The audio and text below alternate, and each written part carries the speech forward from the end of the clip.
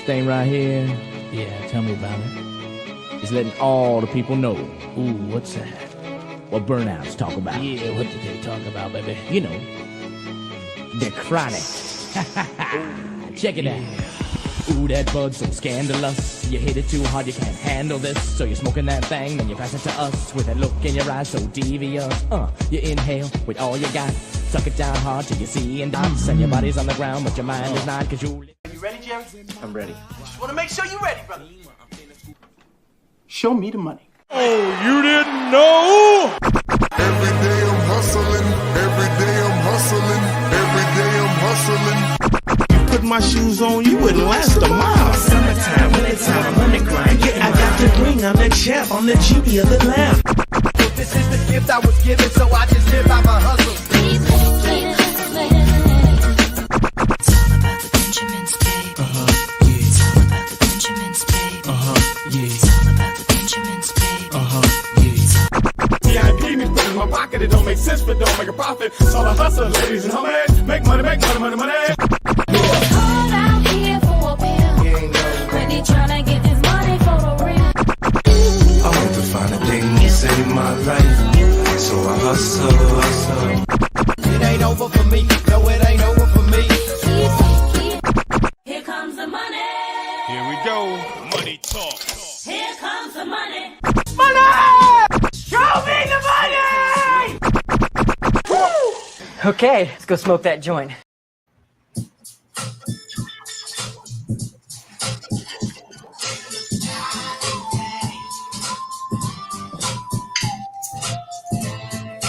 Salud. Yeah, let's get it.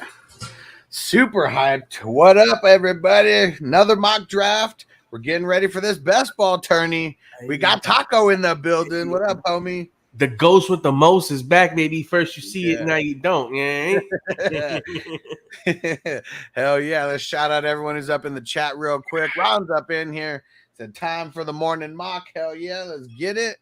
Hess in the building. Thanks for joining the mock, homie. Crispy, what up, David P? Hey. And Hess said this is a super flex mock, right? Yep. So super flex, tight end premium. Tight end score 2 points for every reception. Everyone else scores 1. QB scoring is a premium. It's 15 yards for every point instead of 25. And what else? And then we got 2 IDP flexes in the mix as well. Yeah, second take extra. What up, bro? Antonio, what up, homie? What up, homie? Yeah, and Ron said it, day drinking. Let's You get already it, know, man. It's Ron. Saturday. It's 5 o'clock somewhere. Hell yeah. It's 4:20 somewhere. That's for damn sure. Let's spark it up. And what up, Anthony? Math Quest in the building. And yeah, TD's up in the mock. All right, we're gonna get this going here in a second. I'm going to randomize the order real quick and 30-second clocks, everybody. So make sure you got your cue set up. 30-second clocks. And Hess said, Taco, you related to Taco from the league? Nah, he came after me, bro. I got this name in 2000. There we go. It's been 22 years of Taco, baby. There we go. You already know. Here we go. Let's randomize. Oh shit, hold on. I'm gonna put song in there instead of someone else. Let's do it. All right, let's remove him.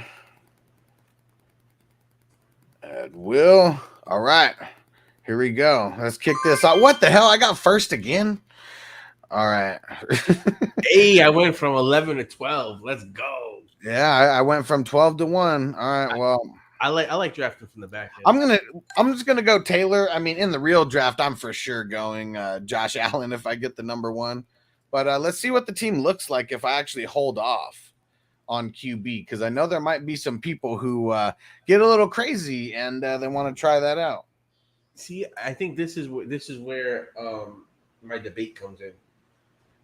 Do I experiment and try to do some robust testing, or do I go with tried and true, button up the strategy that I normally do, see what it looks like, and go from there? Because the only mocks I've done have been the ones that I've done with you so far, because I'm a redraft player, so I'm not in this dynasty world like you guys, where it's like consistently drafting from pretty much the second the season ends. You're already drafting picks for next year, farmhands, and everything. Savages. Yeah. So I'm really confused on how I'm gonna do this. I guess it'll depend on who's there in my first pick. And this is tight end premium. It's a super flex league as well, or no? Yep, super flex as well. And QB scoring is a premium. Oof. What up, Titans for Life in the building? So Titans for Life is the one who he won the entire tournament last year. Oh yeah? Yeah. That's dope. Congratulations, bro. It was out of 100. We had 120 teams in last year. This year we got 252. And last year, I mean, I know we were an international tournament because we had Mexico, we had Canada in the building. But man, this year we got guys in the UK. We got maybe somewhere between 5 and 10 people in Australia. So Australia is deep in the tourney. So we went from a North American tournament to a global tournament. Global, yeah, it's fucking awesome. Yeah. And Steven said complete luck. You know what's crazy though? If you look at it, that auto pick, man, in a QB and tight end premium, to have Jamar Chase go off at the 4th, 5th pick, I don't know about that. Right. And Earl, damn it. And Earl, if you're listening, because I know sometimes you watch on YouTube, you got to turn the auto pick off now because I see your green light there. You got to open the queue and then hit the little on-off button for auto pick. And Steven said complete luck. I mean, it was drafting Amon-Ra St. Brown for him in the 18th or 19th round. That's literally one of the pieces that gave him the edge. Yo, for real. Pretty sure he had Cooper Kupp, or I mean, there's some pieces like that got him there, but it was he's the only one out of the final 15 people that had Amon-Ra on his roster, so that gave him a big edge. Imagine if he had Amon-Ra, Debo, and Kupp, which is perfectly possible with the way they were being drafted last year. Yeah, because Debo was going hella late. Yep, and Kupp was going at least in the 4th round. Yeah, and especially because it was super flex. Yep. Anywhere from the 4th to the 6th round. Damn. You punting QB again, Hustler? I'm not punting, but I since I got the number 1 again, I'm gonna do the opposite of what I did yesterday. Go JT instead, and just see what happens. See what kind of QBs are left. Because I know there's some people who aren't mocking with us who are going to be watching this just to kind of get a gauge of what's happening. Yep. And we got 10 QBs off the board already. Shit. And Second Take Extra said, my boy TD, why 2 tight ends? It's because it's tight end premium. So tight ends get 2 points for every reception that they get. Everyone else gets 1 point for every reception they get. There's no tight end spot, but we do have 4 flex spots and a super flex, so you could play up to 5 tight ends if you wanted to. I was praying that I got Kelsey. That was the guy I wanted. Yeah, and who knows if he may last to the 2nd round in some of these, but when people really start to understand, just how much of the difference it is, having those top couple tight ends, Trey Lance again going so early. I'm glad Stativelli took Trey Lance because I'll lock in Aaron Rodgers right there. And I would be okay if that was my number 1 QB and I had to wait and, get through all these QBs like that. And you know what? Let's just lock in Derek Carr. That's what I would have done back to back. I mean, I'd be super stoked if which who knows if this many I've never seen Rodgers and Carr fall this far. They've gone before this, every other time. I gotta say, Antonio started off on fire. Herbert and Brady. Yeah, dude, that's a fucking that's dope QB stack right there. Yeah. I even like Ron with the Kyler Murray and Hurts. Yeah. I mean, I agree. And then you got Dak and Wilson. I mean. Although I think I like Kyler and Hurts more than Dak and Wilson. Just because Kyler Murray there. Because I mean personally, I like Kyler Murray more than Burrow, and I would probably be drafting Kyler Murray right around where Jackson is. And Titan said I had Cup and Kyler. I don't remember the rest of the team. And yeah, and when Kyler was killing it, he was killing it. And we know Cup was killing it all year. The good thing is with best ball, it's like those first couple weeks he really was good, and then later on, if you had players that outperformed him when he was out, you still were good, you know? Yeah, because there's certain guys who are kind of like perfect for best ball who I wouldn't really draft and redraft, or I'm not like, really targeting that much. And yeah, Second Take Extra said, yeah, A-Rod's a steal that late. Yeah, let's see. How many QBs went before him? But I mean, question, how much regression are we going to get out of him this year?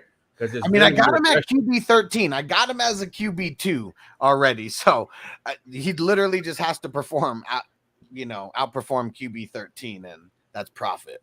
So we can expect TD killing me, dog.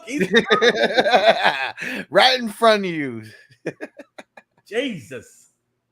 Taco ain't gonna get any of the players that he wants. Who knows if you're gonna have number 12 in the actual draft, which I'm doing all those draft order races this week coming up, so it's gonna be fun. Yeah, look at this. Steven said I had Davis Mills as my backup. See, so when Davis Mills went off at the end. When Kyler was doing shit, Davis Mills was doing good. It was the yin and yang there. Yep. And Antonio said I was between Rodgers and Brady, had to go Brady. I would have too. Me too. But if you would have went Rodgers, Stativelli might have went Brady, and then that would have put me in a weird position.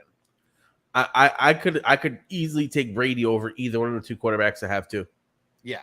Like that's how much Brady is, how good Brady is. Dude, you could go for 5,000 yards again. Like, look, Antonio with the only two 5,000-yard passers. Yeah. Last year, like shit. Like, absolutely. Yeah, what up? Ignorant Thinkers podcast in the building. Said, yo, family, what's going on, homie? What up, dog? Yeah, and Second Take Extra said TD's killing the draft right now. He is. Yeah, I mean, we're going to see. I mean, QBs are super, super, super important. So I'm really curious to see where he goes with like his second and, third QB potentially. But yeah, I mean, that's a really dope first four. Kamara is going to start the season out 6 weeks. Underdog has an interesting strategy because, like you said, it's tight end premium, it's super flex, and he's loaded up with 3 running backs. So it'll be interesting to see what he can play out later on in order to balance out the team. But running back wise, he's sitting there heavy. Although Alvin Kamara is going to start with a 6-week suspension, so I don't know how I feel about having 2 running backs on the squad already and then drafting a guy with the 6-week suspension, considering that it's super flex and tight end premium. Right. And seeing, I guess, like, I mean, we don't know if he's going to miss the 6 games. I mean, it's all like speculation as of right now. It's not official, right? Not Kamara? Yet. Yeah. I don't think so, but everything is pointing to that suspension. Yeah. And damn it, Stativelli took Higgins right in front of me, bastard. I was between Breece Hall and Hill, but I was like, I got no running backs, and I've been burned by not getting running backs before. Yeah, I'll make sure I burn some people on these 2. Oh, wow. Okay. Running backs. But yeah, we'll see what you did there. So you don't have to draft a tight end. You don't have to play a tight end. It is tight end premium. But you don't have to play a tight end. There's no tight end spot. That's one thing I like. Just opening up the flexibility, but it also makes those top 3 guys like super, super, super valuable. Right. And then you could play as little as 2 running backs, as little as 2 wide receivers as well. So I mean, there's a lot of different ways that you can kind of that you can really just take it to the next level. So many different ways you could build. Albert said, what up, Hustler? What's going on, brother? Man. And we're going good through this mock, even with the 30-second clocks. I think we may only had 1 or 2 autos so far. Everyone's ready. And see, there you go. Andrews and Waller, another crazy tight end stack. And really, I mean, that's just 2 of the 4 flex spots. So, I mean, if those guys, I mean, we already know Andrews is going to be a beast. If Waller stays healthy, a stack like that. All right, let's see where TV goes here. Bird down, bitch, is it's interesting other than that Kenny Pickett, because I don't even know if that kid's gonna start. But right. Cup, Stafford, Cook, Fournette, that's really solid. Yeah, and you're on the clock. Ooh. I'm buying Pittman all day. I was hoping he would fall. Figured he wouldn't, but And I'm gonna take this one because of the talks that I had with Hustler. yeah. I'm like, all right, he's gonna get enough He should work. be solid. Yeah, exactly. And at this point in the draft, it's like you want to make sure that at least your two running backs are somewhat solid because my God, with the amount of committees that the fucking NFL has, it's gonna be like Vulture City. Like, I'm really worried to see like what happens with the running back position this year. Because other than the top, like 2 or 3, everything else is going to be like a committee, or maybe like 4 or 5. Like, you know, it's not that many situations where it's like bell cows. Like, to me, that's why I think a Leonard Fournette is going to vault off draft boards. Like, yeah, for sure. I like him more than Gibson and Kamara right now. I think I even like him more than Montgomery. Yeah, I could score a lot. Like, they're going to be in the red zone a lot. He's going to be a big part of that. Could you not argue Leonard Fournette versus Barkley and a Chubb? Yeah, for sure. Like, you could totally, like, there's some people who may have him as a low end RB1, and with the way that they score, it is justified. Especially with when you look at Chubb not being a catcher, right? And you still have Hunt there, and you don't know what the QB situation is going to be. So if you're talking about bad QB situation and stacked offensive defensive boxes with a guy that doesn't catch, and they could be, you know what I mean, bad game script situations. I worry about a guy like Chubb. I guess I don't worry about him too much. I mean, he's been there through the bad QBs, and true, but his upside is capped. Oh yeah, for sure. I mean, that's him, you know, flirting with that top 12 and, you know, being an RB2. Right, but like Leonard Fournette with no Ronald Jones, I think just feels like, especially because they've been using him more in the passing game. Like Lenny's been getting catches, and to me that, and then you don't have Godwin there to start the season. I just think that he could be a monster. Leonard Fournette's one of those guys that I really believe in this coming draft. I think that he's going to be really good. I like the upside that Breece Hall's offering. ETN is someone that I was very high on last year, but he got hurt before the season started, so I don't know if I'm justified moving off of him. And then we know James Robinson is dealing with some injury. Do we know what the timetable is for James Robinson? No, we don't. I mean, he potentially could start on the pup. So that's also a nice little thing, because it's a situation where if ETN, well, we already know ETN and Lawrence have rapport, but he could really earn and win that spot and be the dominant person in that job. And then James Robinson basically comes in as a change of pace, because, you know, again, you don't lose your job to injury usually, but this kid was a first round pick. He's worked with that QB for a long time. It's hard for me to imagine that they don't give him an opportunity to really run away with that job. Yep, and Albert said Fournette had 69 receptions last season. Hey, I was thinking to that. Killing it over there. Dang, and I was debating picking up Schultz right there. Bro, tight end is going to be so fucked for me. Yeah.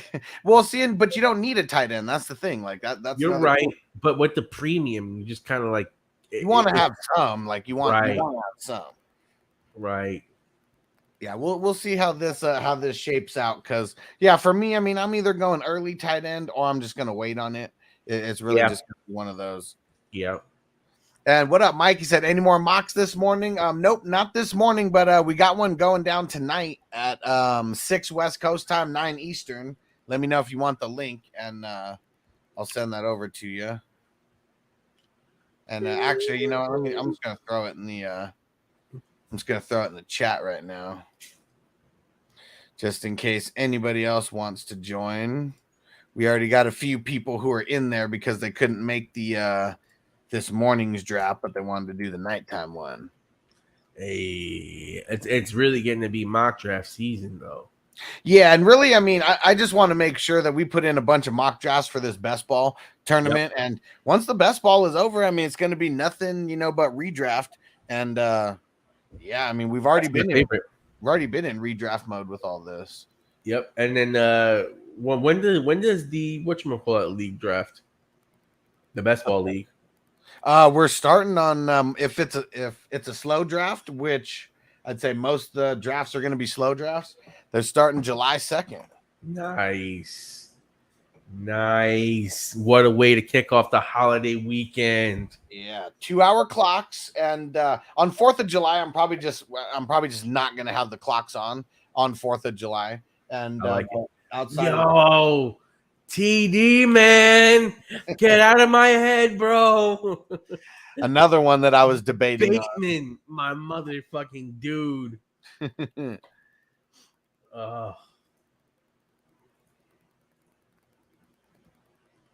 Yeah. Bogart in the building. Top of the morning, my good degenerates. Okay. It is I, the one who is free. 75 days until kickoff. Let's go. Facts. Let's get it. All right. I'm going to do something that I feel dirty about. Uh-oh. Oh. TJ Hawkinson. I'll never fuck TJ Hawkinson. I'm off that train. Man, listen, check it, choo-choo. At this point in the draft, I want to get a little bit of that premium in, you know what I mean? Yeah, TJ Hawkinson's far from premium, though. Ooh. That's for sure. Ooh. Low blow. He's that regular gas, and I mean, regular gas is hella expensive right now too. But, and I guess that's where you got him. That was too rich. Damn! All right, I'm just calling it now. TD won the draft. He won the draft. You got Matt Ryan in there too. I like that Matt Ryan pick right there. You got Cousins. You got two solid QB scorers. They don't run, but they get points. You know, they may not be getting the number one points, but when you have two elite tight ends, two really good backs, and then you're talking about Williams and Bateman, I love that team. I like that team more than my team. Yeah. Yeah, a little pissed about that. I'm really not drafting Matt Ryan in any of these mock drafts because I want to see like the range of outcomes of where he could go. So truthfully, Matt Ryan's raising up my board like Pittman. I think that's going to be a really good connection. They have a good offensive line. I'm not taking him as a QB1, right? But he is my ideal, like kind of like late flyer QB and stuff like that. Yeah, I don't think anyone's taking him as a QB1, but he's getting close to there. Yeah, he's getting to that high end QB2, which I do not like. And Jamie Winston, that's going to be another guy. Damn it. Yeah, I was hoping Jameis Winston or Amon Ra would fall to me. Bastards took him right before me. Well, the good thing is... Oh, you know what, Antonio? You snipe me, I'm snipe you right back, bro. Give me fucking Elijah Moore. Ooh. And I'll lock in Davis Mills as my... I'll tell you this. I feel good about my super duper sleeper at quarterback now. Danny Pace, Danny Young. Is that what it is? Danny Dong. Danny Bitcoin at this point. Zach Wilson. That kid is going to be interesting. The range of outcomes for him are pretty drastic. Yeah, for sure. Because his talent level is up there.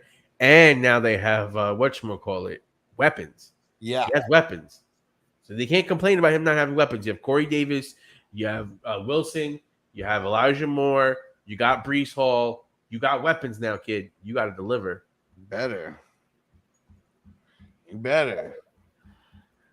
I can't. Said Danny Dumbass is the name you're looking for. Nah, son. Don't hate the player, hate the game. Yeah, man, TD, we already said you're winning the draft, and he said, Hustler, you sniped me on the Davis Mills. Bro, you already got everybody. Like, bro, man, you're killing it out of that 10 spot. Yeah, you really are. And Crispy said, not big on Fournette this year because of White. I mean, they drafted him in the 3rd round, you know, like, I mean, that's not really like draft capital that's going to be like move over Fournette. Like, this guy's going to get everything. Let's see where Taco goes with this. It's time to jump. Feeling froggy. Let's see it. Yeah, and Antonio said it's Danny Dong. Mike Thomas is going to be awesome for best ball. Yep. Because you don't have the stress. And Miles Sanders is too. Because you really don't have the stress of like Do they I need gonna to be out? start these guys or not? Yep. And because they're super booms, but they can bust often, you know. Yeah, for sure.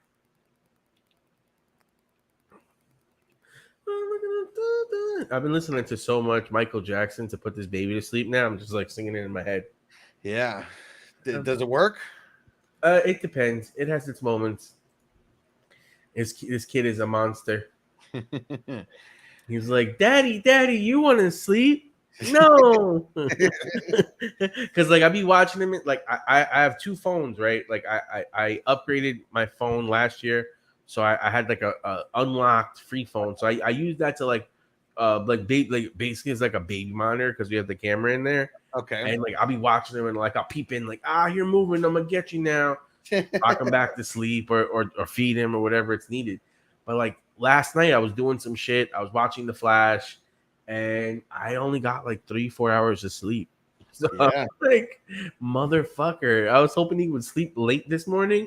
No. He was up and he had me fucking like basically doing squats to put him down. Like he's like, yeah, Dad, come on, put a workout in right now because I need some attention. It be like that sometimes. Yo, for real. Watch I can't wait till he starts. You're gonna like this one, Taco. Watch. Dealing. Oh, you cocksucking son of a bitch. Because for this best ball, I mean, shit, that's the best thing about best balls. I don't have to decide when to start him. He may only get 3 or 4 good games end of the season, and he may start for me. I love the first 3 picks of the 11th round, 4 picks of the 5 picks of the 11th round. 11th round so far is fire. We're getting Davis right there. Gabe Davis, I am hella fucking high on this year. Yeah, hella high on.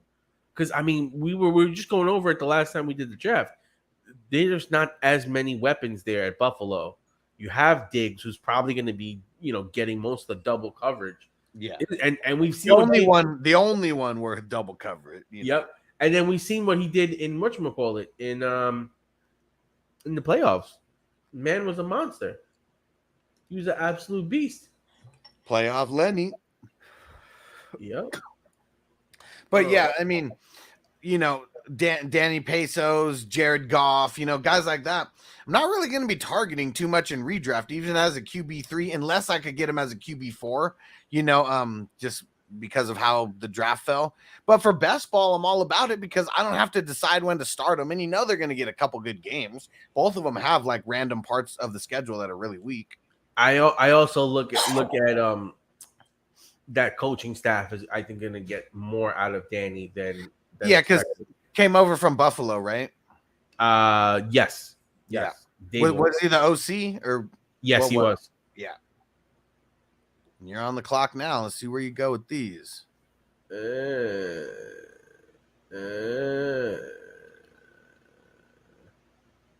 I'll do it for the effect.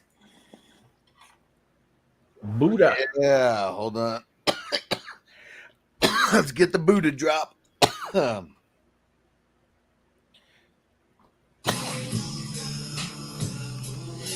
smoking Buddha. And then we gonna take the big boy. Nice. Although I don't know how great he is in this type of league. I still got to analyze the defensive player points, but it's Aaron Donald. Linebackers are where it's at. You only have to start 2 as well. So yeah, I was thinking about Fred Warner. I was like, should I take Fred Warner? But I'm like, Aaron Donald is just Aaron Donald. It's like hard. He's gonna ball either way. So I mean, he's solid, but it's gonna be one of those things like the linebackers are gonna be a little bit more consistent. For best ball, though, I mean, he's someone when he booms, he can really boom. That's the other thing. I could draft a third defender, so I can have another linebacker in there to supplement that because, like you said, when he boom, like if he has like a 4-sack game, I'm pretty sure he'll have or 2-sack game even. It'll be equivalent to some of these linebackers who aren't getting sacks, right? Sacks are still the premium, sacks are like touchdowns, right? Yep. Yeah. Yep. 6 points. So yeah, sacks a big time play. You come down, with 2+ sacks, that's going to be big. Oh, wow. TD got Mitch Chabisky, sneaky player this season, I think. Very sneaky player. Yeah. I think he wins the starting job over there. I think so too. I mean, it'd be kind of bad to release the rookie, to the Hounds right away. Yeah. Ooh, especially Jerome Baker. Nice pick. especially a rookie that I feel like isn't like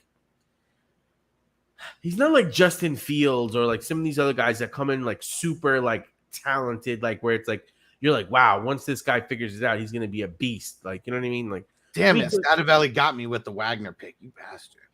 Oh yeah, and he's a Ram this year. Yeah, he's gonna fucking ball. How crazy is that? Lazard, I like the stack. Ooh, look at that. Oh my god, you stacked like a motherfucker. Because one, I mean, you already know Lazard's gonna get his. Chris, if Watson booms too, and I got Rodgers, on here, we're talking a handful of games where those guys could just propel me to a victory. Yeah, and late too. Like, I mean, hella late here. Yep.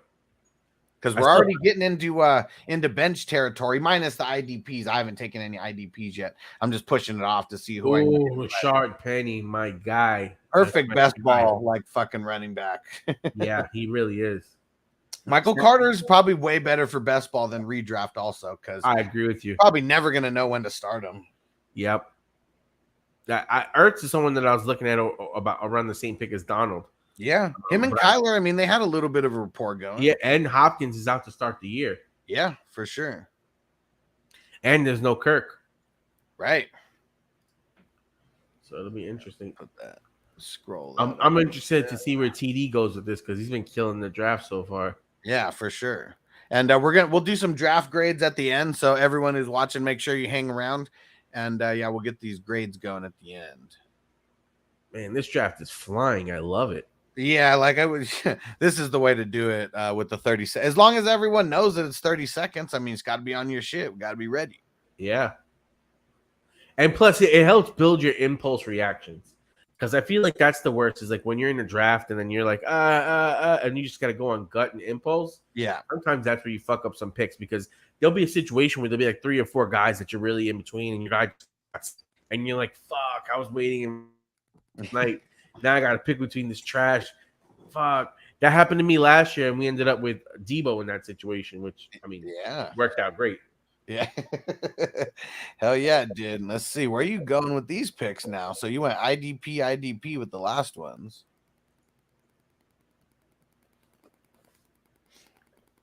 Yeah, so many different ways that we can go here now that we're talking about all these bench dudes.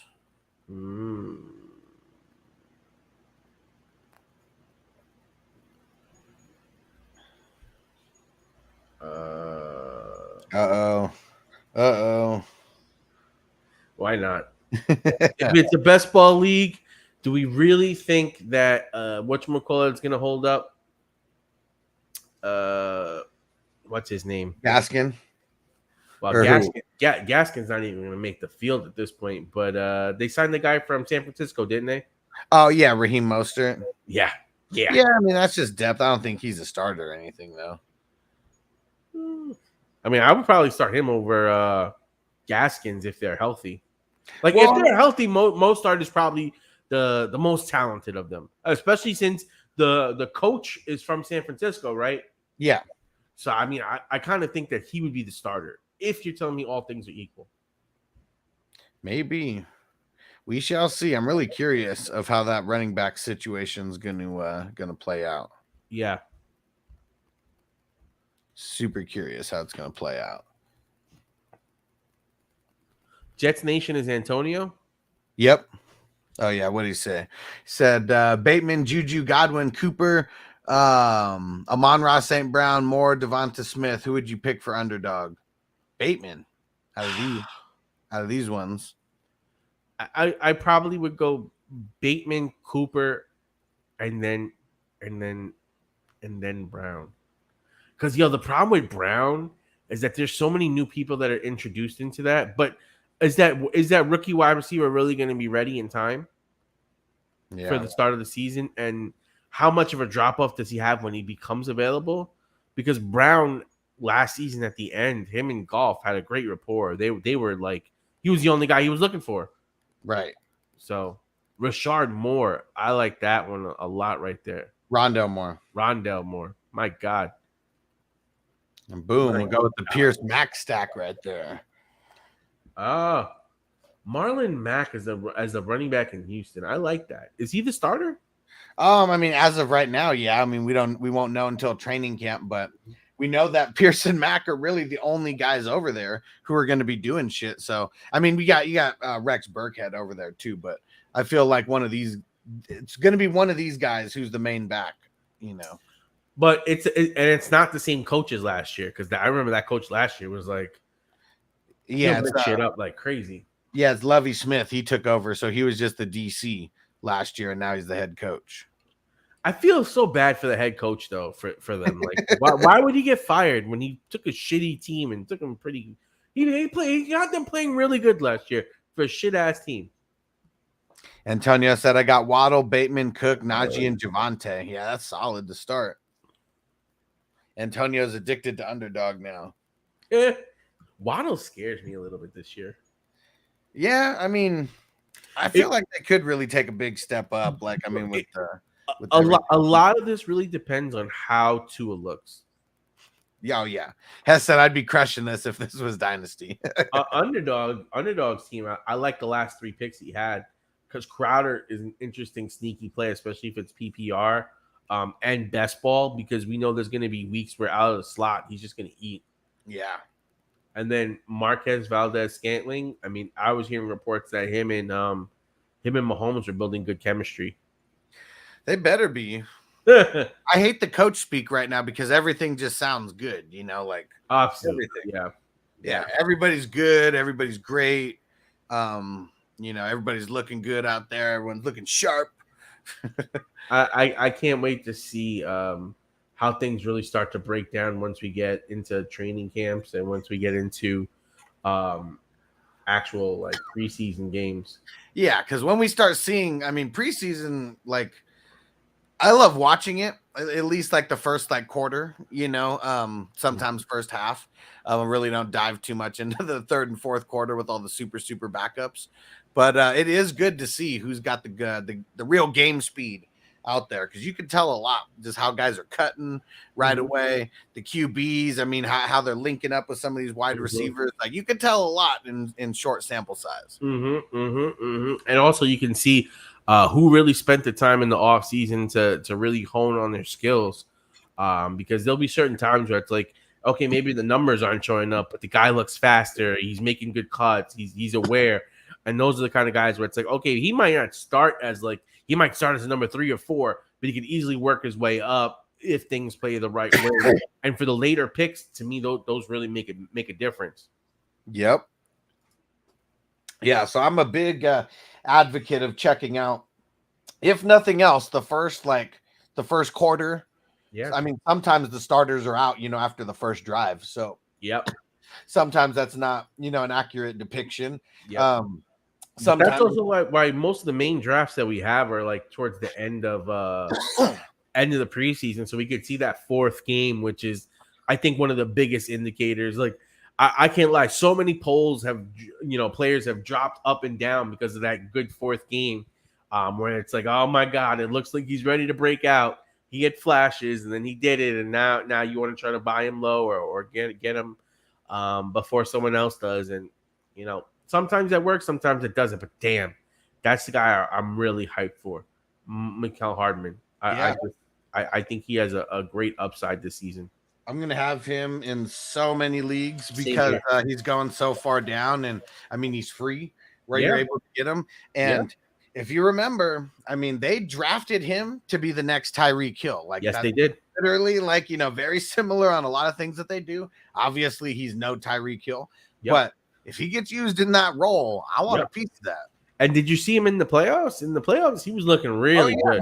I mean, I was live streaming talking shit about him, and it was like Mecole Hardman reception, Mecole Hardman reception. I was like, I guess and they were using him on end arounds. They were using him on runs. They were using him in so many different ways. It was like, okay, bro, you're like, you need more touches. And now it's like, okay, well, guess what? Now you're gonna get an opportunity to get more touches.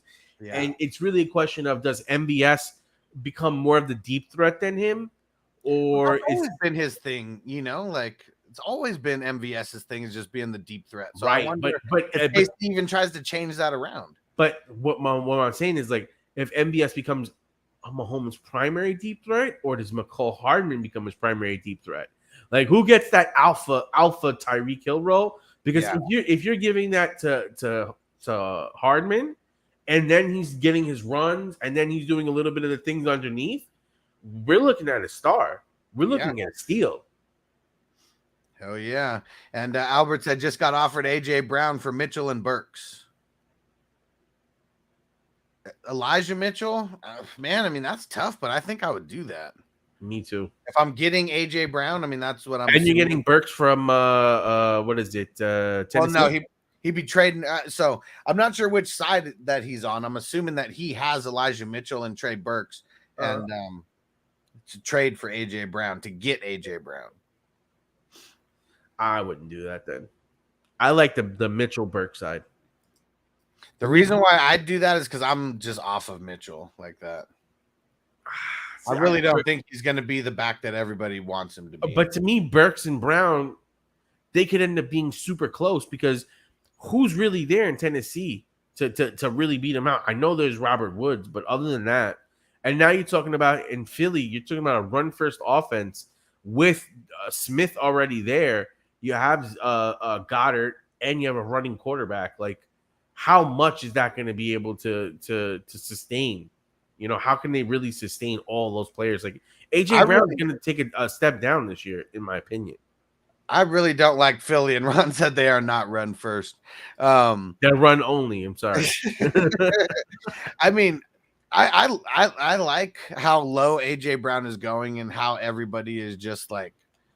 I mean, we see how this guy is built. We see how easily you could get him the ball 5 yards.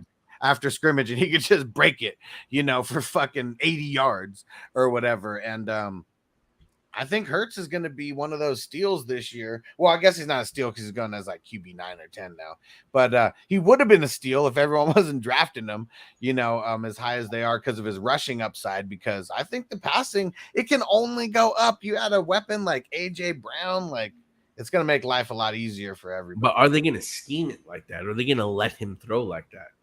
I mean, why wouldn't they? Their defense isn't great. I mean, it's good, but it's not like great. You know, it's not like they play in the NFC least. They're gonna be able to shit on some bad defenses. I've seen a lot of comparisons to the early years of Lamar Jackson and Hurts. No, I'm not going that high, but yeah, well, numbers wise, they're pretty close statistically speaking. Talent MVP season. Well, talent wise, again, Jackson has been better, but. What season did Jackson win his MVP? His third season? Yeah, because he didn't really play his the first season. Yeah, so or wait, no. It was I think it was the second one. Yeah, I'm pretty sure it was the second year because he didn't start the first, and then the second year he was a full starter. Let me I'm gonna double check that, but I'm pretty sure. No. Yeah, 2018 was when he was drafted, and yeah, the next year was the MVP year. And then he fell back. Yeah, I mean, same thing for Mahomes. It was his second year, but first year really as a starter.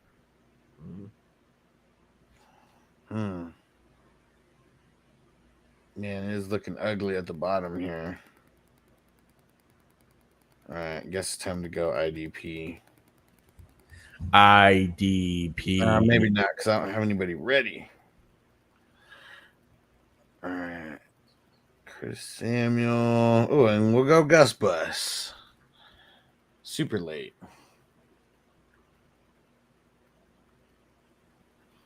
Yeah, I wasn't even ready to go IDP with the fucking. I got auto picked on my last one because I didn't realize. I was like, oh fuck. Ah man, you lucky bastard with that auto pick. Logan Wilson's a beast. Now I will say this: Laviska Shenault is a piece of shit, and I mean that no disrespect to you as a human being, but as a fantasy player, I hate you.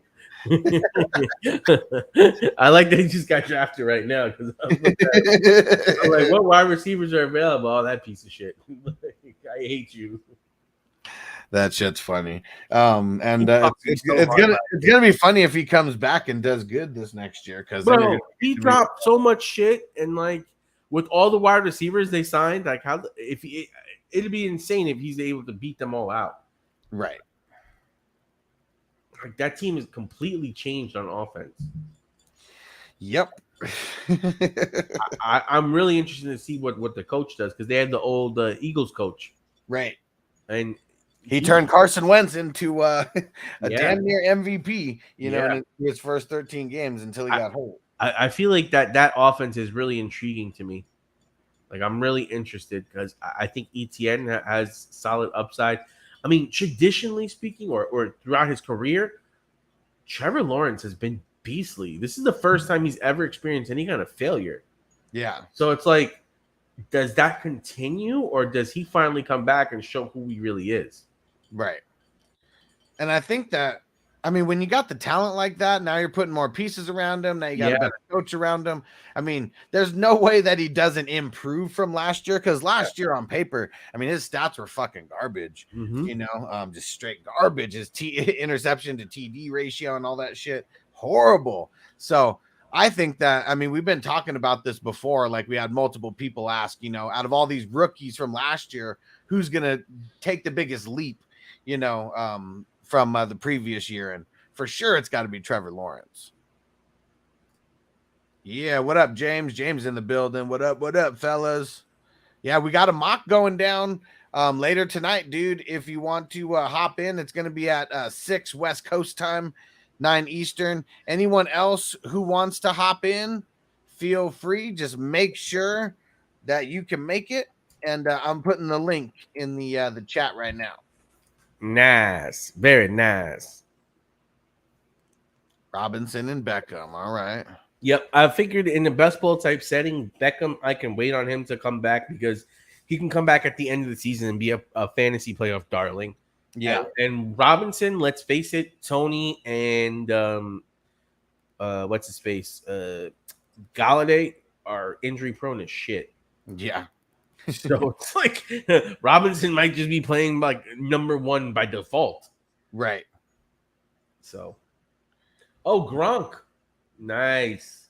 Yeah. Nice. Especially in best ball, like Gronk's going to get drafted. It may be all the way at the end of the draft, but he is going to get drafted. Really? Don't you do it, Stativelli. Don't you motherfucking do it. Do not do it. All right, he didn't do it. Denzel Perriman, because he's a Raiders fan. I thought he might go there. Oh. There we go. I'd be happy. I mean, I know Deion Jones got hurt. And we had a little bit of I don't even know what the fuck it is, but some kind of surgery where they're cleaning up something. And he could still start for week 1. So I'd take a chance on him late. And seeing let's see how this turns out, because I didn't draft IDP until round 20. And I'm gonna get maybe five IDP guys. I'm still debating. It's gonna be somewhere like in the 5 to 7 range, and probably it'll be 5 or 6. I feel like because I went early enough with IDP where I'm expecting my guys to really hold it down.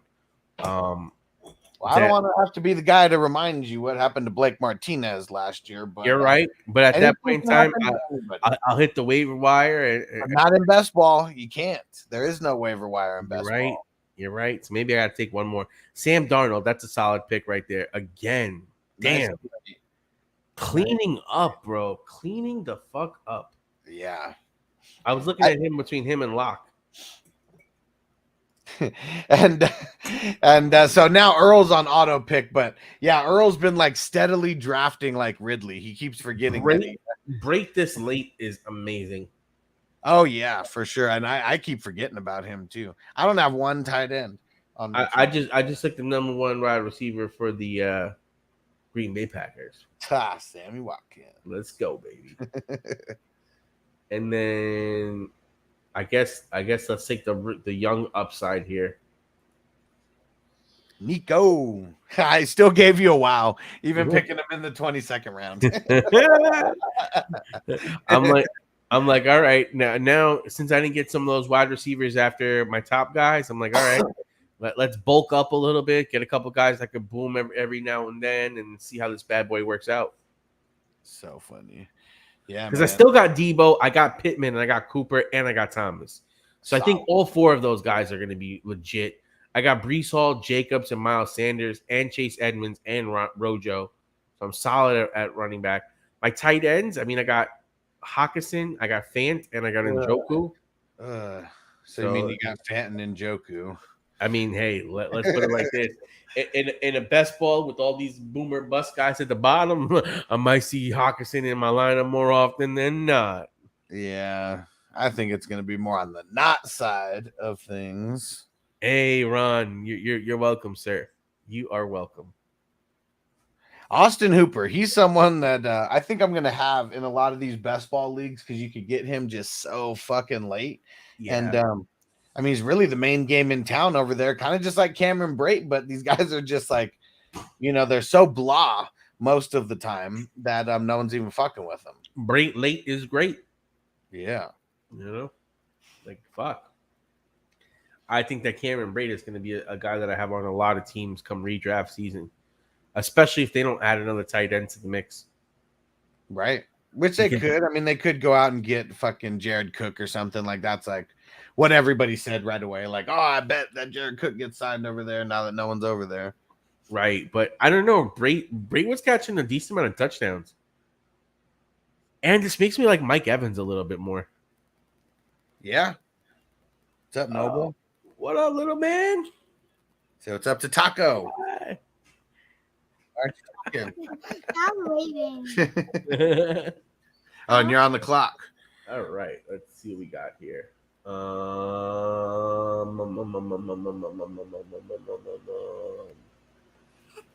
Let's go ballsy. Yeah, Khalil Mack.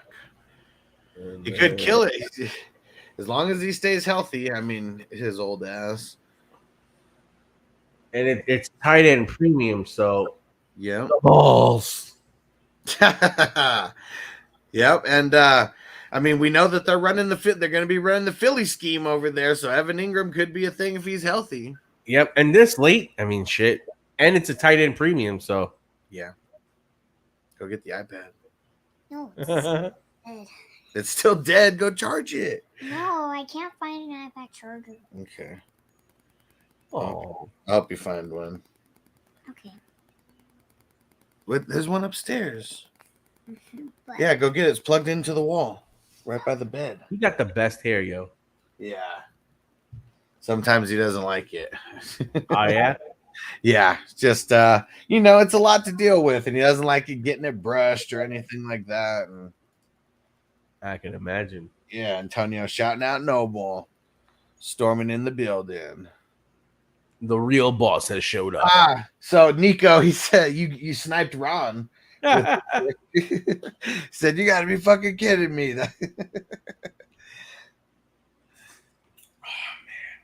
Let's see where we're gonna go with these next. Bro, this shit went crazy good. Yeah, We're talking about 53 minutes for 24 rounds. yeah. That's fucking insane. That's how we got to do it, man. We got to be savages with this. And most of these leagues are going to be a minute, maybe 2-minute picks. So yeah, I mean, if we're on this 30-second, I mean, I'm talking about redraft, not best ball. Those are 2-hour clocks, but if we're on it like this to where we could draft hella good with 30-second picks and be on it, and be ready. If the ball's just gonna slow down, the rim's gonna get so much bigger, and like whatever other fucking analogy we can use. Marvin Jones. Yeah, that's a good late pick right there. It really is. It really is. Good late. Washington. I think I saw like 3 or 4 running backs from Washington drafted. Yeah. You find it? It's just what?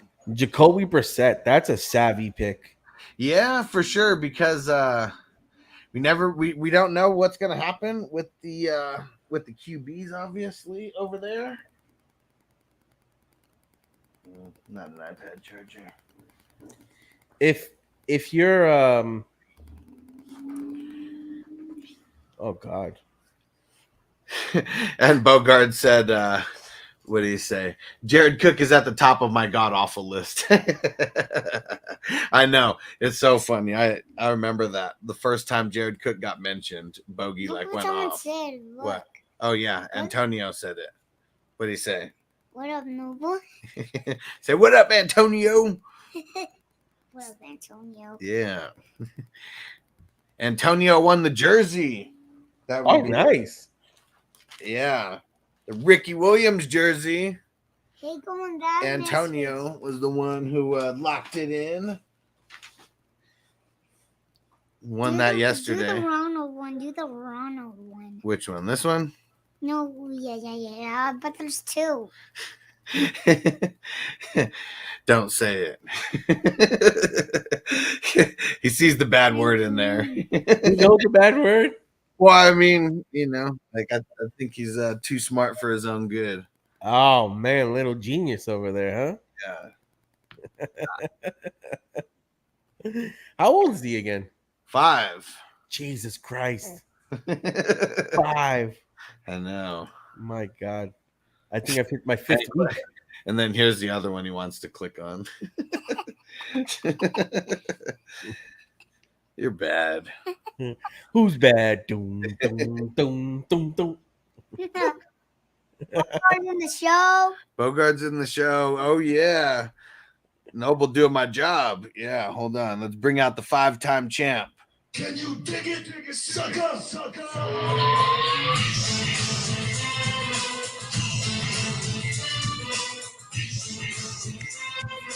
What up?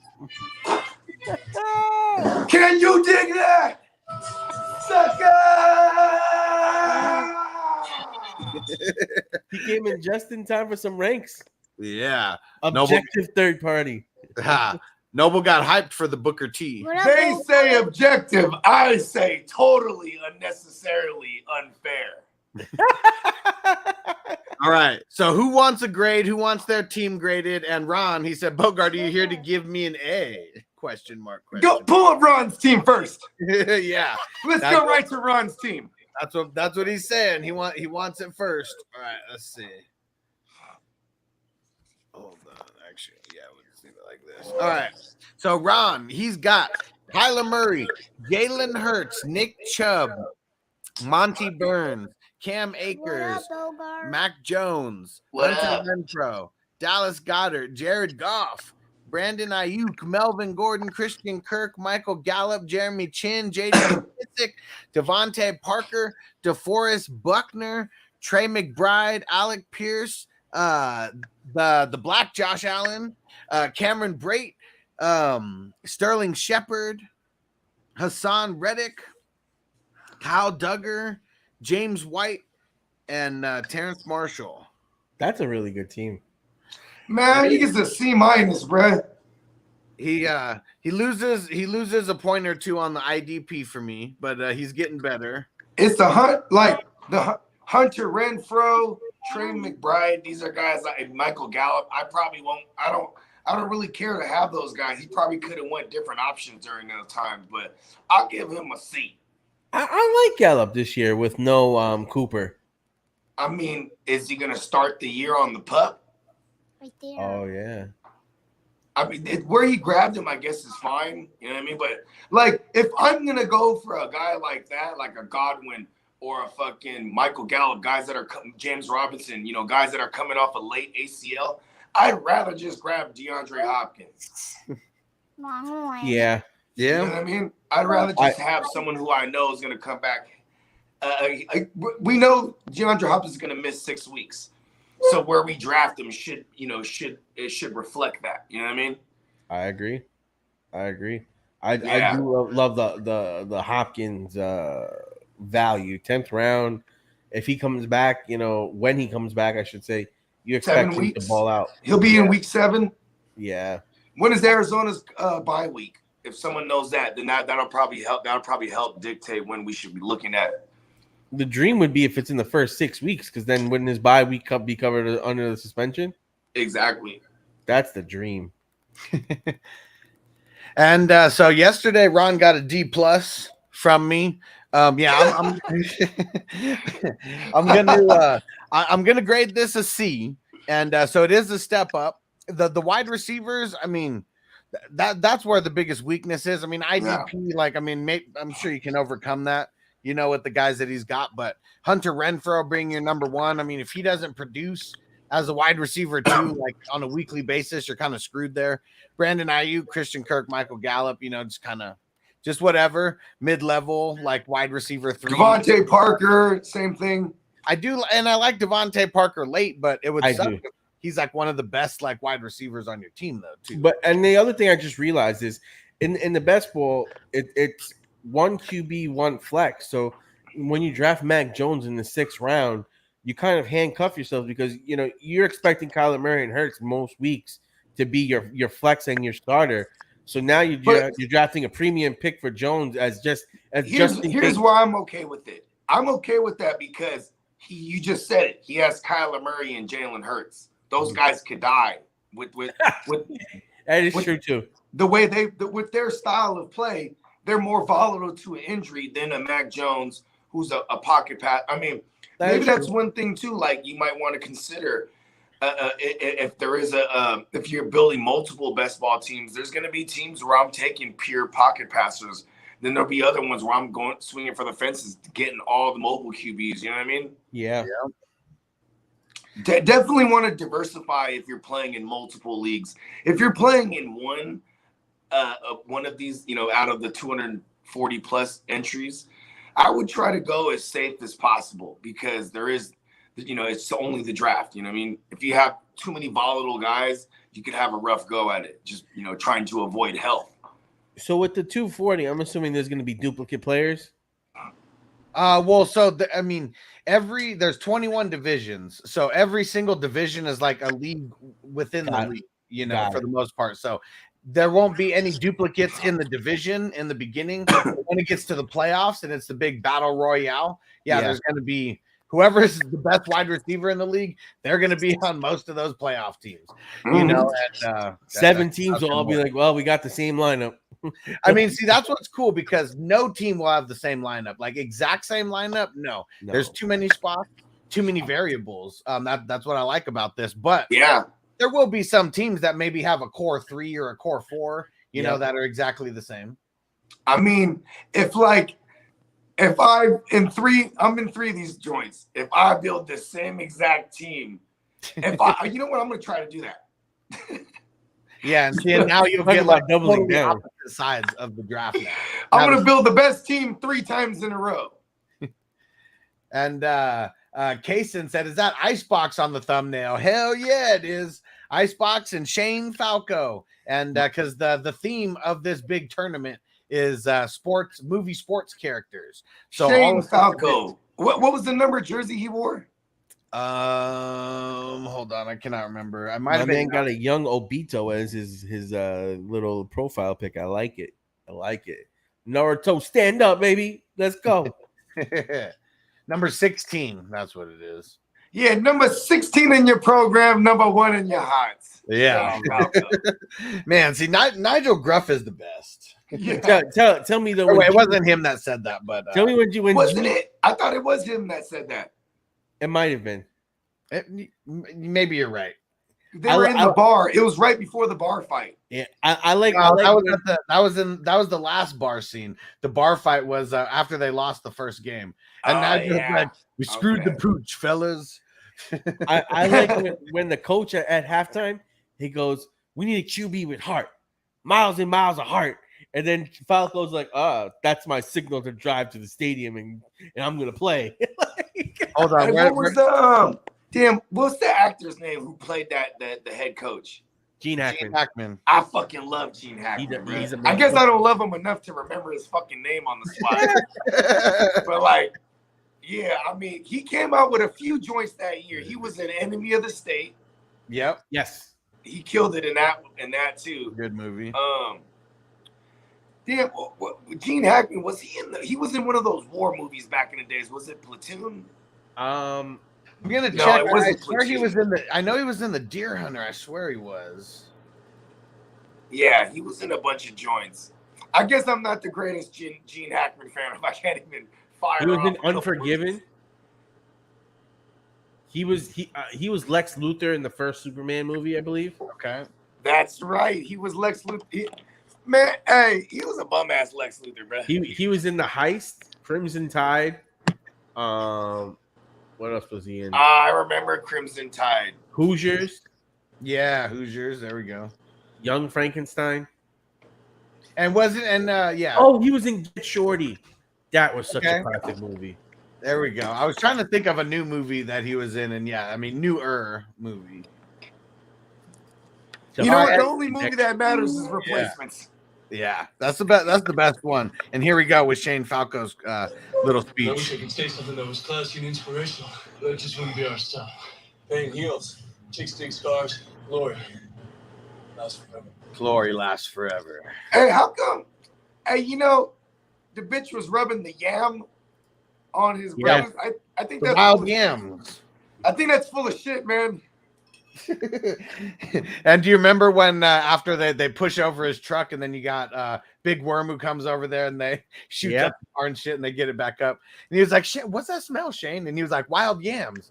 I mean, that smells nice. Those dudes were so hilarious. Andre and Jamal Jackson, those guys, the best guard tandem in the game. Facts. What were they? They were like ex-cons, right? That was their off the field issues. No, they were bouncers. They were like it looked like they were like bodyguards for like know for someone in the music biz. He's like, we can play football. No, we can play football. Yeah, we can play football. And then they just leave that dude. He's getting like mobbed by the fucking by all the fans and shit, and they don't give a fuck anymore. Oh man, that's funny. And all right, did you give Ron a grade, Taco? I mean, I think you guys really hit it on some of the weaknesses, but I would say he does have some decent upside on some of these later picks. I think that Parker, personally, I'm super high on, and Kirk got paid all that damn money, so you never know what could happen with him. Ayuk. And you know what Kirk is, right? You know what Kirk is? What is he? He's this year's Corey Davis. Oh God, no. Yeah, the receiver that ends up getting overpaid on a bad team because no one wants to sign there. So they're there was another one, Kendrick Bourne, right? There was another one who got like Corey Davis. And you know what's crazy though? Kendrick Bourne, his efficiency and target market share, it rolled over from the Niners. They went like the Patriots for paying him and they're going to use him a lot. They used him just as much as like the Niners did, just little sprinkles here and there. And he was just ultra efficient. Like if he had 5 targets, he had 4 catches. You know what I mean? I'll say this though, your boy was playing pretty good to start the season though. Who? Corey Davis. He was doing good. Hold on. Yeah, one game. He had more than one. And it was literally the game to start the year. It was literally week 1 against the Panthers. Let me pull up Corey Davis because I had him on my team. Let's give Ron a grade. You can look up Corey Davis, and then we'll get. I'll say he's a C+. There we go. So Ron, a little bit far off from your A-. He said, so we all agree Ron gets an A-. I will say this though, in my opinion, TD killed the draft. I think he got the best team out of all these teams.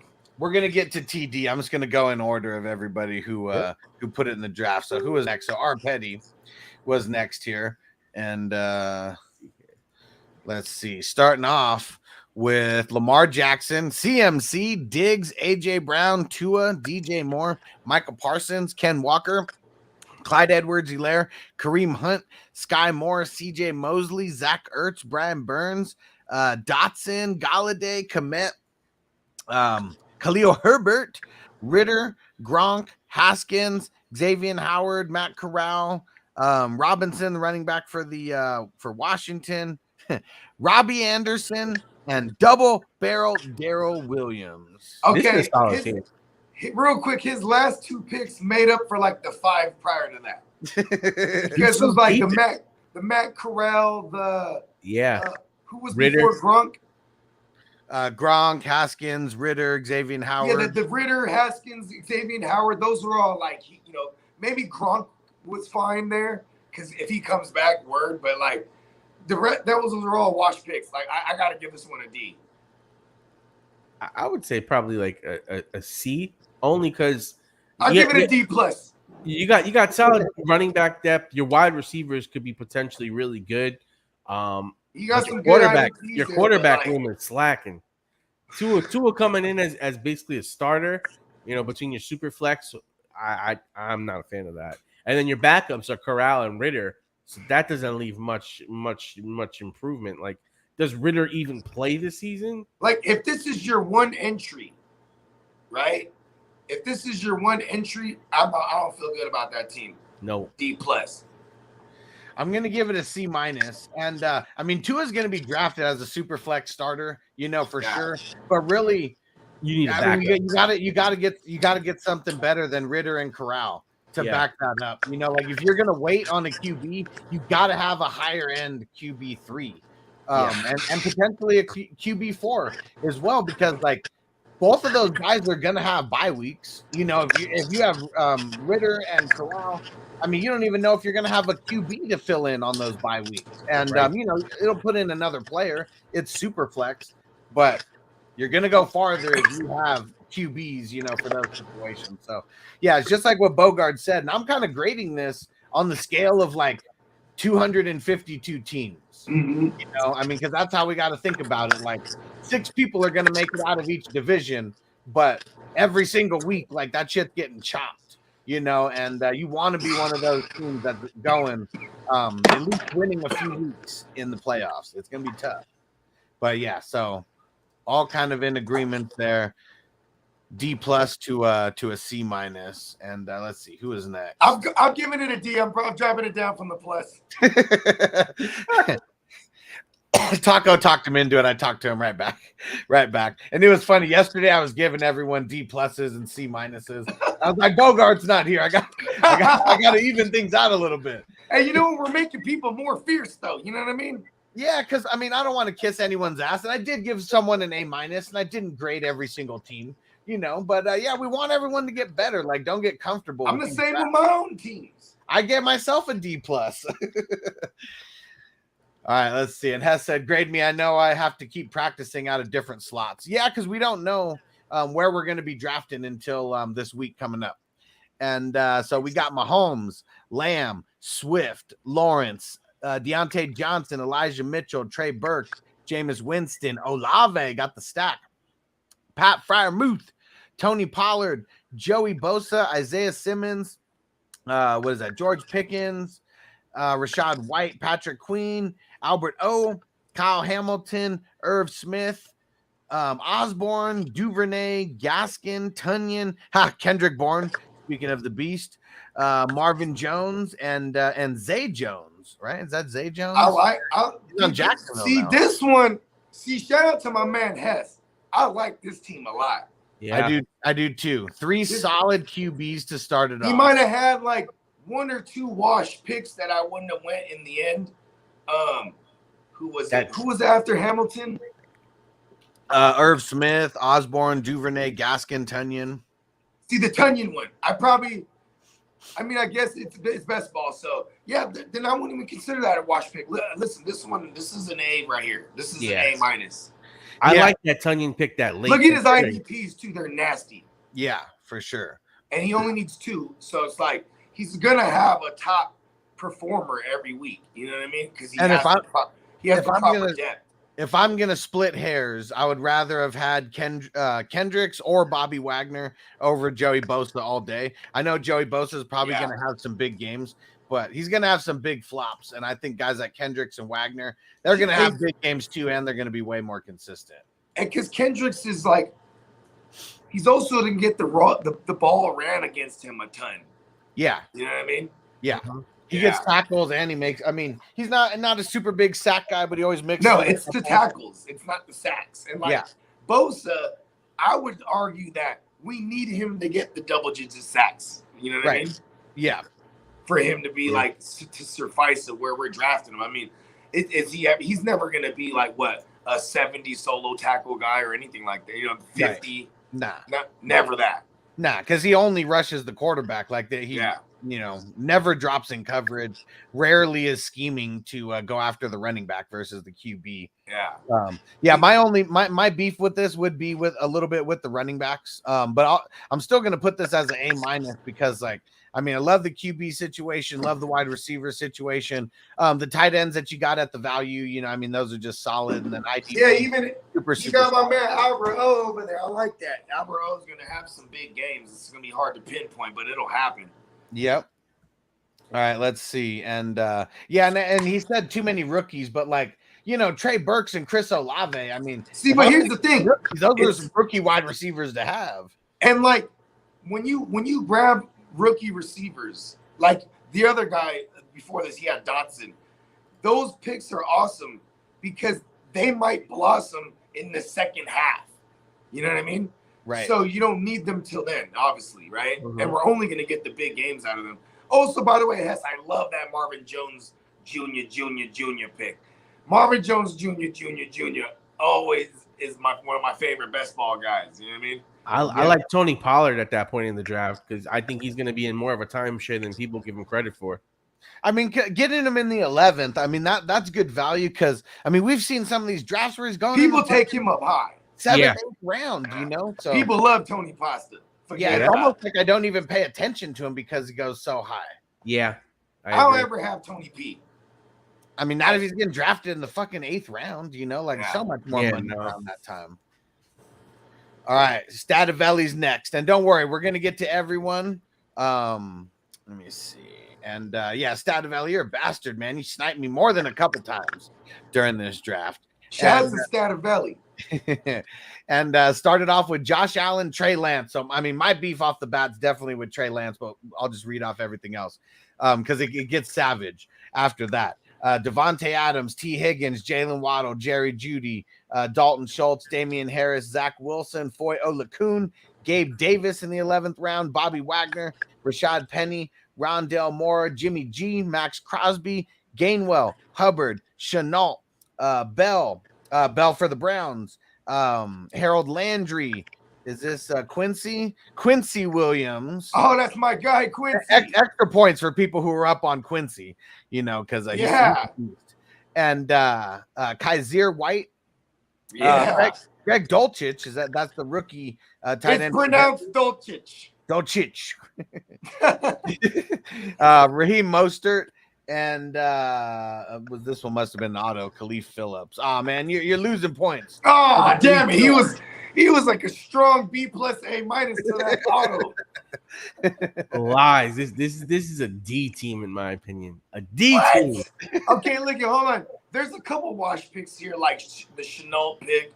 Trey But Lance. hey, if Chenault has one random big game, that was a good pick. But I doubt it. It's less likely he has more than one of those games. So I think that pick was a wash. There was a couple other wash picks in there. Outside of that, this is like a strong team to me, bro. The running backs are weak. Penny's going to be in a dogfight. Gainwell's going to be in a dogfight. Chubb is a backup. Who's your number 2 running back, really?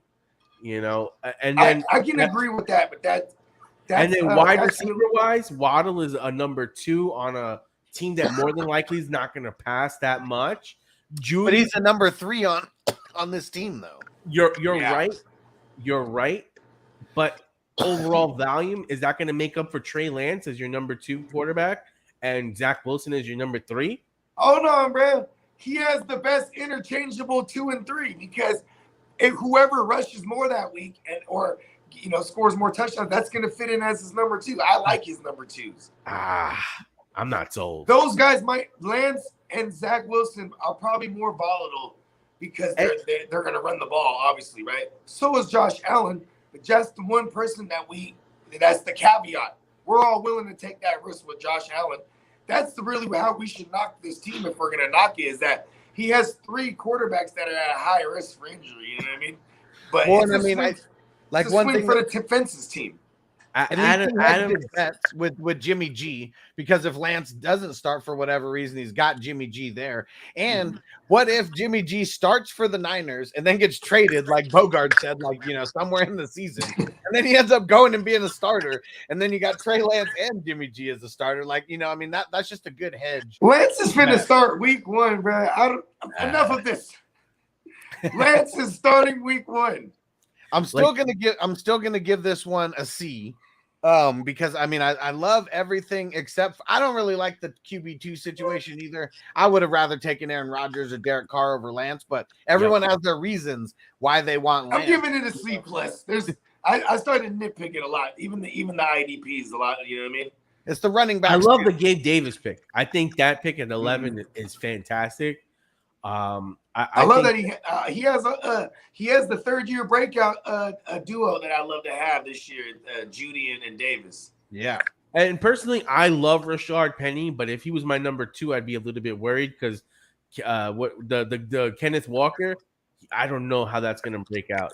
That scares me. That scares me. I'd worry about my wide receivers though, Taco. Adams is gonna have regression, bro. I personally give me Diggs over Adams this year all day. I don't know. I mean, it's splitting hairs. You can make the case. Josh Allen and okay. Diggs, you know what, Josh? Look at Stephon Diggs had more touchdowns last year than the first year with Allen, right? Right. But his yards went down because the first year they were there, he had 14. He led the league in receiving yards, right? Yeah. But Sanders hold on. That already is like it's hard to replicate that from year to year. I agree. Being the leading leader of receiving yards, then who else had a drop off or regress was Josh Allen and his completion rating. You know what I mean? He had a 69% completion rating in 2020. He dropped down, but he throws the ball so goddamn much that we didn't feel it. So it made up for his inefficiencies. You know what I mean? But like I think that's why I like the Diggs, because I mean when you think about that's where I'm going at. I like the positive regression. I think it'll regress to the mean. I think we're closer to seeing him, get to be a 1,400 yard receiver. You know what I mean? I mean, Gabe Davis really got to break out and become a WR2 for anyone to argue against Diggs. You know what I mean? Because then that's the big argument. Is there anyone else that's going to step up? Because if not, he can get 120 catches this year. I'm with that. Like, it's going to be ridiculous. He need like 150 targets though. Yeah, I mean, he could probably get it with the way Josh Allen throws. Is the efficiency going to go back up? Like, if Josh Allen, if you're telling me Josh Allen's going to jump closer to like a 65 or even 69% completion rating again, that's fucking yeah. I was gonna say I want to see how many times I can say it just to hit the drop. Someone made sure to mention earlier that Leonard Fournette had 69 receptions last year. Hell yeah. 69, dude. All right, let's get in. Hey, y'all know what year was Woodstock in? Fuck. 69? Yeah.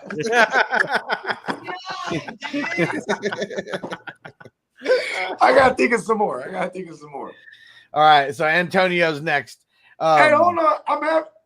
What comes? I was counting, right? It's been a while since I've counted to 70. What comes before 70? That wasn't my best work.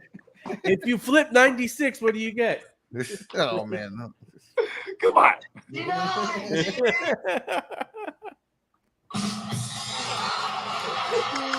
Not our best work.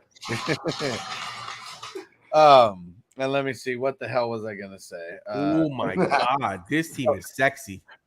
Yeah, Antonio, man, you bastard, with the Herbert and Brady stack to start it off. Eckler, Tyreek Hill, Mike Evans, AJ Dillon, Darnell Mooney, Amon-Ra St. Brown, Garrett Wilson, DeAndre Hopkins, Marcus Mariota, Eric Kendricks, Michael Carter, Blake Martinez, Alexander Madison, Jacoby Myers, Randall Cobb, Devondre Campbell, Corey Davis, Davis Price, Julio Jones. I forget Dubs' first name, but R. Dubs on Green Bay, Levante David, Brian Jordan, Romeo Foreman, and finished it off with Braxton Berrios. Nice. That's an A. That's an A. I give him a B minus. Is there anything better than his top 12 picks? His top 12 picks are fucking dirty. It's like when he got to Blake Martinez is on, and then you're throwing in like the Corey Davis and stuff. Like I love Blake Martinez. At least his best ball, he can wait. You know what I mean? Because he's probably gonna start the year off not getting the full complement of snaps. You know what I mean? Like I can nitpick it, but I still give him a B minus. I like the fuck out of this team. When Julio Jones ends up in Green Bay, we all gonna be like, damn. Yeah, and to get him in the second to the last round, like, yeah, this is an A minus for me here. And really the A minus would be because I mean it's Mariota and there's nobody else, to back up Herbert and Brady, but yeah, you're probably never gonna need a backup for one of them except for on the bye weeks. And I know they both don't have the same bye week because it's Herbert. Oh shit, he got AJ Dillon in there too. Yeah, hey, you know what? I'm giving him a B plus. Yeah, man, that's big time for Bogart's curve. I like Mooney this year. I think his volume prop is going to be interesting, and he already has rapport with Fields. Yeah. Okay, if they're gonna give him a prop, right, a touchdown prop, like how many total touchdowns, take the under. Whatever it is, if it's like 5, take the under. Really, I think he could get like 7. Listen, he's not a red zone guy. At least not. You know what though? Let me not even say none of this because it's gonna be a new system too. You know what I mean?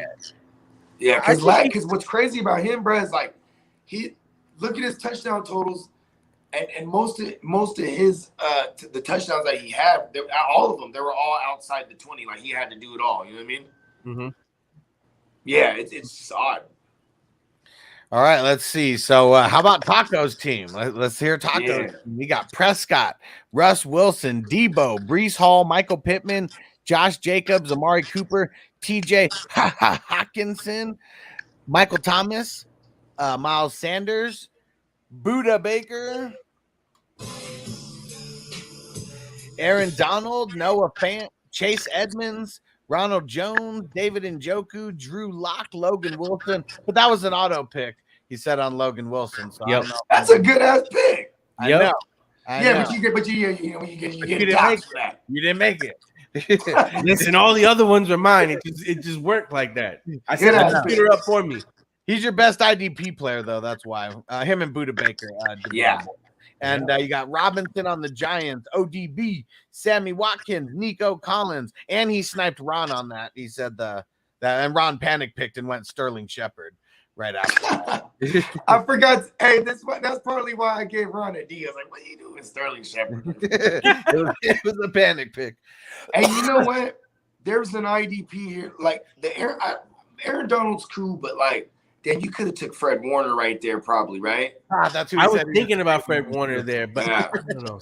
Something about Donald just screams he could have a couple of really big games where it's like it's true. But like on it, I would have rather personally had CJ Mosley, Eric Kendricks, Bobby Wagner. Those were 3 of the next. It's really a linebacker's world, and we're just living in it, isn't it? It is. Yeah, they're savages. And I'm gonna give him like a C+.5. Wait. Hold on. You might want to hear these last ones. These last 4 picks may. Okay. I thought we were. No, Khalil Mack, Evan Ingram, Trey Sermon, and Logan Thomas. I think he gets minus points for the Evan Ingram. Whoa! Evan Ingram just got a $10 million deal. Give him a C+. I personally, like I said, I feel like it was a little bit. Again, I'm still getting into. You know what? You're right. C-. I talked myself down. I was gonna say a solid C. I mean, because I love the QB situation. I mean, but if Drew Lock isn't the starter, I mean, then you're kind of fucked. Who else would be the starter? C-. Geno Smith. I'm from New York. I've seen Geno Smith. He ain't nothing. Yeah, but they still could make a trade. Hey, Geno Smith has the jaw made of glass. Yeah. A lot of questions around that. So, if you're gonna trade for Baker too, wouldn't you have traded for him already to bring him in for the beginning of these camps? No, there's a lot more to it. The longer they hold out on trading for him, the better deal that they're going to get, less money they're going to have to pay. I mean, look at the Browns already came out and was like, "Hey, everybody, we'll pay half of Baker's bill." You know what I mean? I'm on record saying that the Browns are going to front like damn near the whole bill for someone and, just cut off their nose to spite their face and get rid of a problem. I mean, a problem they created. A problem they created. The moment they traded for Watson, they simultaneously alienated their former first pick overall. They fucked up by not getting him a surgery during the season. That's where everything really went. But you know what, though? Play this season but this is why they did this. This is why they did this, because they're trying to find reasons to get away from him, bro. Like, they already didn't pick up his 5th year. I mean, they only picked up his 5th year. They didn't extend him. They extended Nick Chubb, though. You know what I mean? And then they go into 2021 and let him play it out. You know what I'm saying? And he bet on himself, and this shit, and he busted. You know what I mean? So he hit on that 16. Do you think that if it's true that they're rumoring Watson could be suspended for the whole year, do you think that there's a chance that they force Baker to play? Okay, I thought of this. Here's the thing. Training camp will be a tell, because what Baker also has to remember is he has to put good vibes out there. Yep. He has to show that he's still trying to be a team leader. Yep. He has to show that. And then if he gets the opportunity to play, if Watson, say, the whole Watson thing, for sure he'll be he could beat out Jacoby, right? Yep. There's no doubt about that. You know why Baker's not going to play? Because all those commercials that he's been in can pay for him to hold out. Yeah, but he's getting the guaranteed money out there. He gets the guaranteed 18. That's guaranteed. The player, even if he holds out, the Players Association, they vote. This was part of the compromise with the owners, that like if you get to the 5th year of your deal of your rookie contract, that's fully guaranteed. You know what I mean? Mm-hmm. So I mean, look, he said he's not finna play. But also, here's, like I said, though, he wants to put, like, you still have to put out good tape. You still have to, I mean, you think he's gonna get the tape? He doesn't want to be there, man. Like, they already showed their cards. They showed they don't want him. Yeah, but he needs the tape. And now he had good tape. That's also what hurts. That's the excuse. Listen, that's also what hurts his trade value, is that they're like, nah, look at what happened. It's recency bias. They're gonna treat it that way too. They might know what Baker could be, but he's broken right now. That's how you're gonna view him. Look at Jimmy. Jimmy just got a team. It's the second time he almost took a team to the promised land. As soon as he need that surgery. Bogey in the Matrix. And let's look at Carson Wentz getting passed around, for starting jobs. And that's just what's going to happen when you're drafted number 1 or 2. You're just going to get, a couple more chances than everybody else. Yep. I'm giving this a C-. The IDP could have been better. Really just the lack of depth at QB, because if anything goes wrong, which I had Wilson last year in a league, and not a best ball league, but everything went bad for him last year. And I don't assume that that's going to happen, but we got to hedge our bets a little bit just in case. I agree. All right. And I've been grading myself tough. Like I said, yesterday I gave myself a D+. But to be fair, Jared Goff was my second QB in that draft.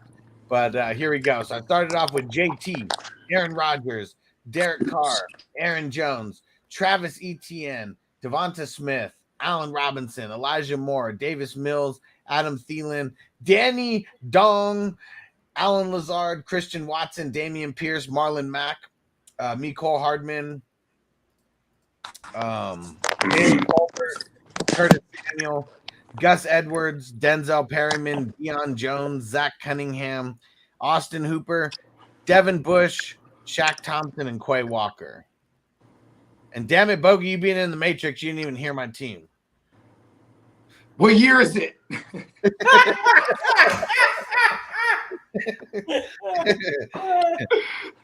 I've been gone many moons. It's October 21st, 2015. Your wide receiver room gets me scared. What was shit? So here we go. Let me just read off my. I'll read off to top 16.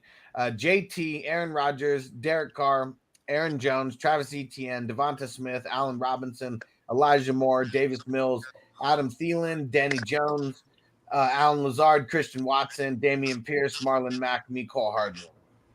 I like that team. Who you got? The Judge, and who else you got? You got Rodgers. Rodgers, Carr, and Pesos. Yeah, I got 4 QBs. See, that's nice. Listen, I'm gonna give this one a B plus, A minus for real. You know what I mean? It's on a B plus, A minus turnaround. I got it as a C plus because of the fact that he graded you low. No, because the upside is kind of limited. I'm expecting but big see, that's the thing, from Rodgers, and then Carr. How high can he really go? Like I'm thinking you have 2 QB2s, and then your wide receiver. Yeah, Rodgers is not a QB1 this year. What? And I literally drafted them as QB 13 and 14. Also, just for context, Lance went as QB 12. Right in front. Here's the thing. I won't argue with Derek Carr. Smith? I'm not going to say Derek Carr is a smash to jump up in QB1, but he has the makings to do it. Right. You know what I mean? And this is why he has the Judge Davis Mills or like a Danny Dumbass, because those motherfuckers will have a big blow up game here and there. Like how many it's not far fetched if they're running it all day with Saquon, and then he does a quarterback keeper and then goes for like 70 to the house. Like from your lips to actual games, I wish Daniel Jones could be expected to deliver somewhat. But since his first season, he hasn't really done it. And Mills, listen, I think Mills does he's gonna do it upside. But this is why he's the depth, though. You know what I mean? Yeah, because I mean, if I would have got a Josh Allen, maybe I don't get 4 QBs, but because Aaron Rodgers and Derek Carr are my top guys, that's why I made sure to at least get 2 guys who, I mean, maybe they're mid-level QB2s, probably more likely low-end QB2s or high-end QB3s. There's some instances where he might look at his lineup, and after it all was said and done that week, it was Mills and Danny Dumbass that got in there. You know what I mean? You're right, but if Mills and Danny Dumbass are becoming your flex and your starter, and then your wide receiver room is like Smith, Robinson. Moore. Well, the only way Mills and Danny Dumbass get in your lineup over those guys, that means they had big games. You know what I mean? See, I don't know, with Rodgers not having all the weapons that he used to have. And then Carr on a team that Rodgers is a dealer, bro. He creates weapons. I'm glad that I could get him as QB 13 because I agree have him in a lot of places. You gotta take him there, and you gotta take Carr there. I agree with you, but their top end value, and then the wide receiver value, because again, Smith, you're talking about a number 2, and we're hoping that he continues to grow. Robinson's a number 2. Moore could be the number 1, but that's a situation. Thielens a locked into, and then you're hoping that either Lazard or Watson becomes that number 1 type. I like the Mecole Hardman pick, but because the QBs are mid-level and then the wide receivers are a little bit subpar, that's what your running back room is insane. You have the best running back room in the game. You got this guy's team is dope. I like this team. And also, this was me making sure not to draft Josh Allen to see, or Justin Herbert. He took JT. Remember, I was trying to tell you to do that yesterday. Remember? Yeah. So I did JT right here. Let's see what it do. Yeah. I mean, that's why. I mean, it was meant to happen. I was meant to get this pick just to show what a team would look like if you got somewhere like right now. Here. I tell you this: if you swap out Taylor with Allen, then you take Carr and you make it like Diggs, then all of a sudden this team is to me the best team. Oh, for sure. Yeah, I mean, and in all any of these drafts that I have the 101, I'm either taking Josh Allen or Justin Herbert. And I mean, if I get Josh Allen in a few, I'll get Justin Herbert and a couple other ones just to make sure to. Has Mahomes fallen that far? That no, he's the 3. He's consensus 3. Yeah, it's just I would take him over Herbert. It's really about Herbert. Has Herbert jumped so high? Is what you should be saying. Yeah, he's jumped that high. Like. Mahomes losing Tyreek Hill kind of made it to where Herbert and Mahomes are almost interchangeable. And here's the thing, Herbert just and I'll read off the IDP, Ron, so Bogey can hear it. Yeah. So it's Denzel Perryman, Deion Jones, Zach Cunningham, Devin Bush, Shaq Thompson, and Quay Walker. So Denzel Perryman finished as a LB1 last year. Yeah. Deion Jones, I mean, notoriously, in the LB1 contention. Yeah. Zach Cunningham finally is bouncing back now that he got to Tennessee. Devin Bush could be a wash. Shaq Thompson may come back to form, and Quay Walker was like, and Quay Walker's just walking into like a Mike linebacker role. Yeah. Question: Is this the same settings for the actual best ball league? Like, is it all like flex defensive players? Yep. Interesting. So basically, it's who gets the best linebackers. Yeah, that's how I'm gonna play. I'm not even gonna front. Because there's going to be DBs who are worth getting in the mix, but and maybe like the Derwin Jameses, Buda Baker, Jamal Adams type. I might have, you know what I mean. But otherwise, I just want all the linebackers. Yeah, makes sense. I mean, that's what you don't want. What you don't want is a game where you have your Aaron Donald in there, and you looking at like 7 points that he gave you. You're like, man, what the fuck? Because they were double teaming him all day, and he didn't get you that sack. And then, you know what I mean? And I mean, Aaron Donald's going to get taken, but if I'm taking Aaron Donald, I want him to be like my number 3, like a bench. Right. Someone you want him where you're getting like Gus and Perriman and all that stuff later in the game.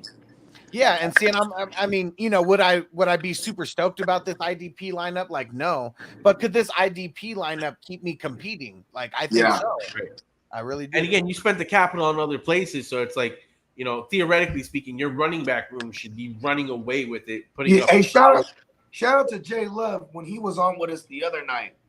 And then we were telling him about this format, and he was like, "Oh, you only need to start 2." He was like, "Yeah, everyone's gonna wait for IDP because most people are." You know what I mean? It's a different, a beast when like when you're watching these people do these mock drafts. People know they're taking them, but accordingly, but. Once we get into the big ball turn, the big real thing, a lot of those motherfuckers, they're not going to draft. They're going to curve the IDP till the end. You know what I mean? Yeah. Yep. There's a lot. That's where I fucked up last year. I was like, let me smart about this. Way too early. I had no running back all year. Yeah, that hurt. And I mean, had he been playing, it would have been nice because I would have been like a running back, playing in your linebacker spot. But him getting hurt early, I mean, that just messed everything up. Talking about Blake Martinez? Yep. And then because you want Devin White in the 3rd. Yeah, something like that. And what was funny is that you would not take one Bogart trade offer. I had all these like number 3 and 4 running backs. I was just trying to shovel them to him. Like I was trying to move. You know what's hilarious is that I couldn't take any of your deals, and then all of a sudden you're making all the deals to the guys that I want to deal for. I'm like, come on, bro. Hey, listen, here's the thing. I look at everyone's roster and I'm gonna shoot offers. That's just what I do. Yeah. And then if someone like counters or something, I know I'm like, oh, cool. Just open a dialogue.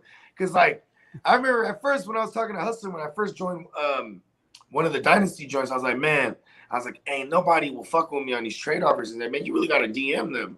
And I'm like, oh, word, how do I do that? Like I didn't even know how to do that. You know who you sound like? You're the guy that goes to the club and says hello to every chick, and then when the one finally says hello back, oh well, hello. See, okay, look at this. I'm not even gonna front. I've approached that method before, but it was all the bad ones though. I'm not like, okay, every single one. No. Yeah. I'm gonna holler at every bad one. But then I figured out another cheat code. It's just because when you're a boss, you're just a boss. And I want to get my drinks fast. So I would just find the bad ones that are at the bar about to get their drinks, and I go to them, what y'all drinking? You know what I mean? I'm gonna get it, but you can get my drinks to order it, and it's on me. You know what I mean? Yeah. Especially when you got the guy bartenders behind the thing, they're not gonna fuck with you. So exactly. Sweetheart, and 9 times out of 10, listen, I don't give a fuck. I'll buy my strangers around. I don't give a fuck. You know what I mean? I'll buy women around. This when I was a young hunter. You know what I mean? Yep. But it's like. And then if not, it's just you just walk away mad cool like a boss. And then you know what I mean? Yep. And it's good vibes, it's good karma, all that kind of stuff. Yeah, and 9 times out of 10 too, it's like there's gonna be one, like especially if I'm not just going there to cut the line. That's just the added bonus. You know what I mean? Like I was telling Spencer that's the move because Spencer's out there partying in Nashville right now. And you know what I mean?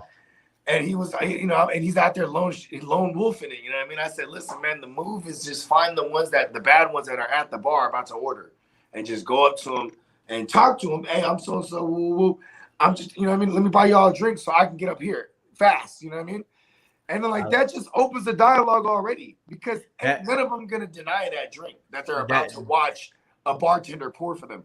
Because that's another thing, gentlemen, you just women will never take a drink from you that you got. Oh, here, I got you this drink. No. They want to see the bartender pour it, and you're just super in the clear. Because that's another thing I would imagine these days. You gotta watch out. I think you know what I'm saying. You gotta watch out for somebody start trying to cancel you on the damn. All these Bill Cosby types out there. You grab there. a bitch's ass, she's like, "Oh my god!" Like, whoa. I'm from the '90s, baby. I'm from the '90s. Let's read off TD's team. Crispy said, "Great TD." Yeah, this better be an A+ for y'all right this John about it was nice though. It was nice. I mean, he started off with Kelsey and Pitts in this tight end premium league, and we got Saquon, Kirk Cousins, Zeke, Mike Williams, Rashad Bateman, Matt Ryan, James Cook, Brandon Cooks, Claypool, Trubisky, Stevenson, Patrick, Tony, Algier, Zamir White, Bobby Okereke, Melvin Ingram, Jones, I forget his first name, but on the Bears, Darnold, Michelle, Gerald Everett, Hayden Hurst. There is so many. You just named off 9 wash picks. This is a bad team. This is like I'm playing best ball. That's exactly right. This is like you look at this team and it screams, I'm playing best ball, tight end premium super flex. Yep. Like the Mitchell thing, the Claypool, like these are all Melvin Ingram. These are all wash picks. I mean, you don't think Claypool breaks out this year with no Juju and a situation? No, I don't think he breaks out. No, I don't. Oh, well, what about? I mean, and what about Kamara? If he is suspended for 6 games, good value. Melvin Ingram's going to be doing something for those weeks. Yeah. Oh, Mark Ingram. Or Mark Ingram, not Melvin. Because you said Melvin Ingram, I was like, okay. Melvin Ingram was a total wash pick right there. That's me being high. Okay, yeah. Mark sorry. That's cool. I mean, Mark Ingram, he averaged 19 PPR points in a couple games that he got to start last year. You know what I mean? But I'm not going gaga over this team like y'all was. Yo, I just completely forgot that Sony Michel is with the Dolphins. With the Dolphins, that's a wash pick. Chase Edmonds, Mostart, Gaskin. Yeah, I feel way worse about Chase Edmonds' pick now. You know what this team lacks? This team's gonna have Pitts and Kelsey in there more so than over these other guys in the flexes. You know what I mean? This also makes me hate Tua. He doesn't have. I like the QBs that he got for waiting. You know what I mean? Yeah. And then Saquon solid. But it's like he doesn't have a consistent week to week team. He needs it's all guys he needs. Look at Tony. Tony might have 3 big games. He needs everyone to have big games at one point or another. That's how you build this. I mean, I think we can both see when you're talking about Williams. Real quick, when you're talking about the bench, though, I mean that's really all you care about because I mean, But I'm just saying, okay, maybe it's also because I don't like it. I think I don't like it either. But as wide receiver 6 in the 15th round, I mean, I'm not. And Cooks, Bateman, and Williams, I like that as your first 3. Now, honestly, Zeke kind of scares me. Saquon Barkley, I'm gonna say it from the beginning. He's gonna end up as a top 5 this year. I don't know about top 5. I'll say top 8. He's gonna be drafted. He's gonna be drafted as QB 14, and I think he is top 5 potential. This year's Joe Mixon, man. Yeah, 100%. As far as the guy that is that people don't want to touch. Yeah, they forgot about him. No, they didn't forget about him. They can't forget about him. People, it's seared in people's brains. Jaded. That they fucked him. You know what I mean? Or they. Oh yeah, the other side. Because for me, he won me championships in his rookie and second year, back to back. So those first 2 years, he won me chips. You talking about Saquon, right? Yeah. Yeah. I mean, same thing with CMC. It's just if you bought it, but CMC still goes in the first round no matter what. Yep. You know what I mean?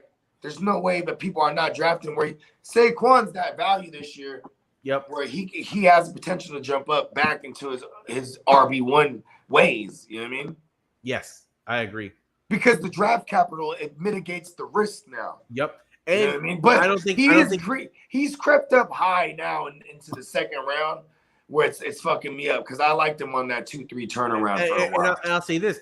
He shouldn't have as much competition for looks and touches as some of these other running backs. And organizationally, they're going to run him into the dirt. Yeah, they're like, hey, kid, you need it. We're not going to sign you. I'm pretty sure it's the final year of his deal. It is. It's the 5th year. Yeah. They're not going to extend him. Because look, he only gave him 2 good years out of the. Yeah, so he played. He's also going in year 5. I can see them extending him because of his personality and his marketability. They can extend him for the low. Exactly. But but there's gonna be. I mean, it's really just like what other teams out there like. Maybe the Rams. The Rams will be like, come over here. We'll fucking. You know what I mean? That sucks so bad. I'm just saying, like this. Where else would he go? I agree with you. Antonio said Saquon should be running as fast as he can to get away from the Giants. And here's the thing too: is like Saquon needs to put his resume year. You know what I mean? He does. He needs to go hard, and they can run him into the dirt because they have no quarrels behind doing it. Yep. And the offensive line should be better this year. I mean, when you spent the draft capital. Yeah, we got Neal, and then Thomas really improved, and now we're running a different scheme, and they want to use him in the passing game more. I think it's more likely that next year they extend the dumbass and then keep versus keeping Saquon. The only way we extend him is if we're not in range to get one of these young QBs, because this young QB class coming in is supposed to be really good. Like if we're in the top 5 picks, I think we might just be able to. And I'm telling you, and then like being in a bad division though, you guys might rattle off like 5 or 6 wins, and that'll put you. That's what I'm worried about. I think that we could eat. Maybe not 5 or 6. I'd say like 4 or 5. But it really depends on what Daboll can do with Danny Jones.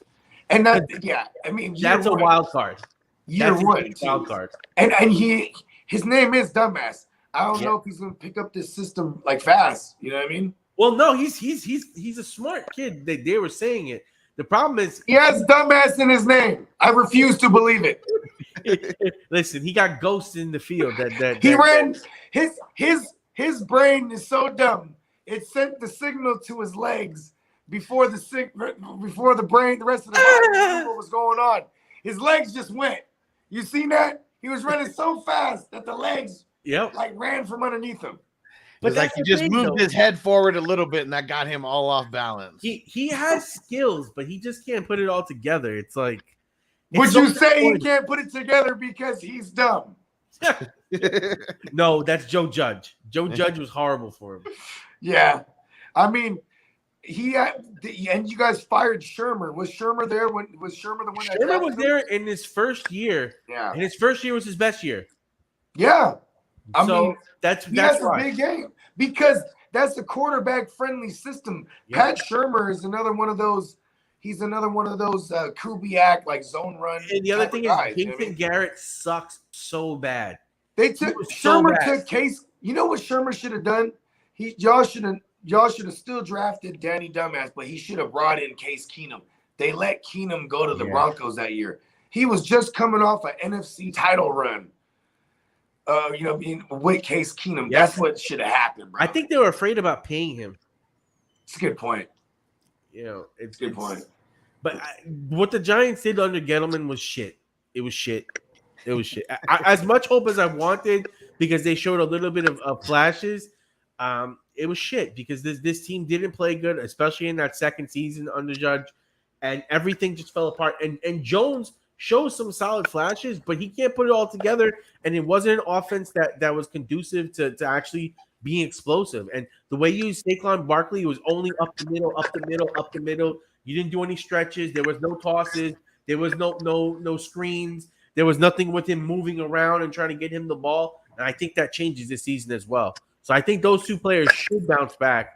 And unfortunately, that might make the Giants win more games than I want, because I would like to be in play for one of these young QBs and actually get like a franchise QB. But they might win too many games for that to happen. I wouldn't bet on that. I'd bet on the under. Yeah, I'll take the under. From your lips to my pick, like let's go. Real quick, going back to TD, I'm gonna give him a C-.